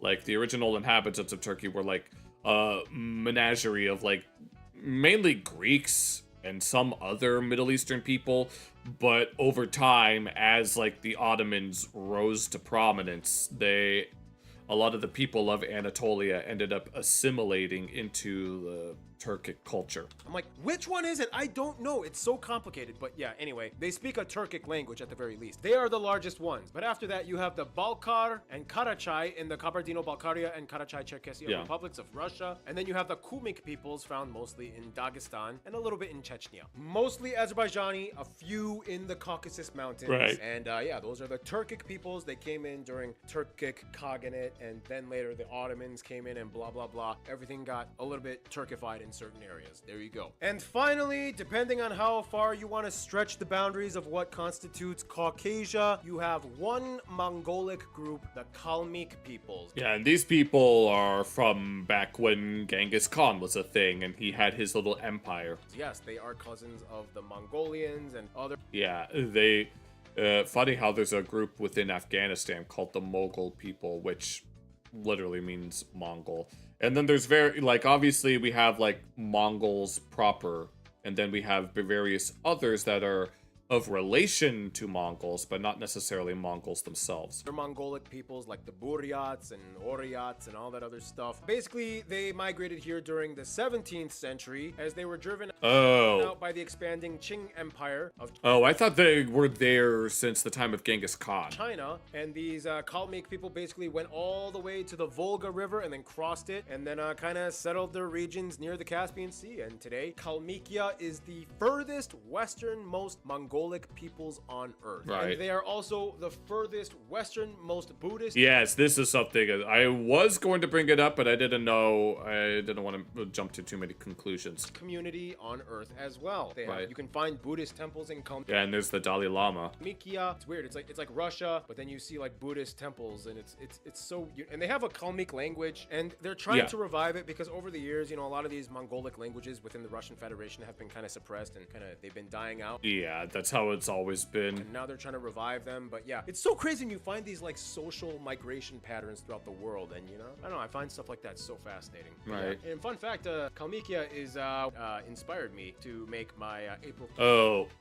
I remember watching. I watched each and every one of his April Fool's videos, and they were all kind of a delight. Fool's video. Kitsikwaka. For Kitsikwaka. That video. Yeah. Kitsikwaka. I love saying. And that face that he's making, it makes it all the more satisfying. And that Kitsikwaka. So yeah, there you go. So basically, the Caucasus region is a conglomeration of God knows how many people groups, like over 50, from 4 major ethno-linguistic groups. They all have very distinct cultures and traditions. You can't even scratch the surface with this place. Right. There's too much stuff going on, too many distinct, unique people groups.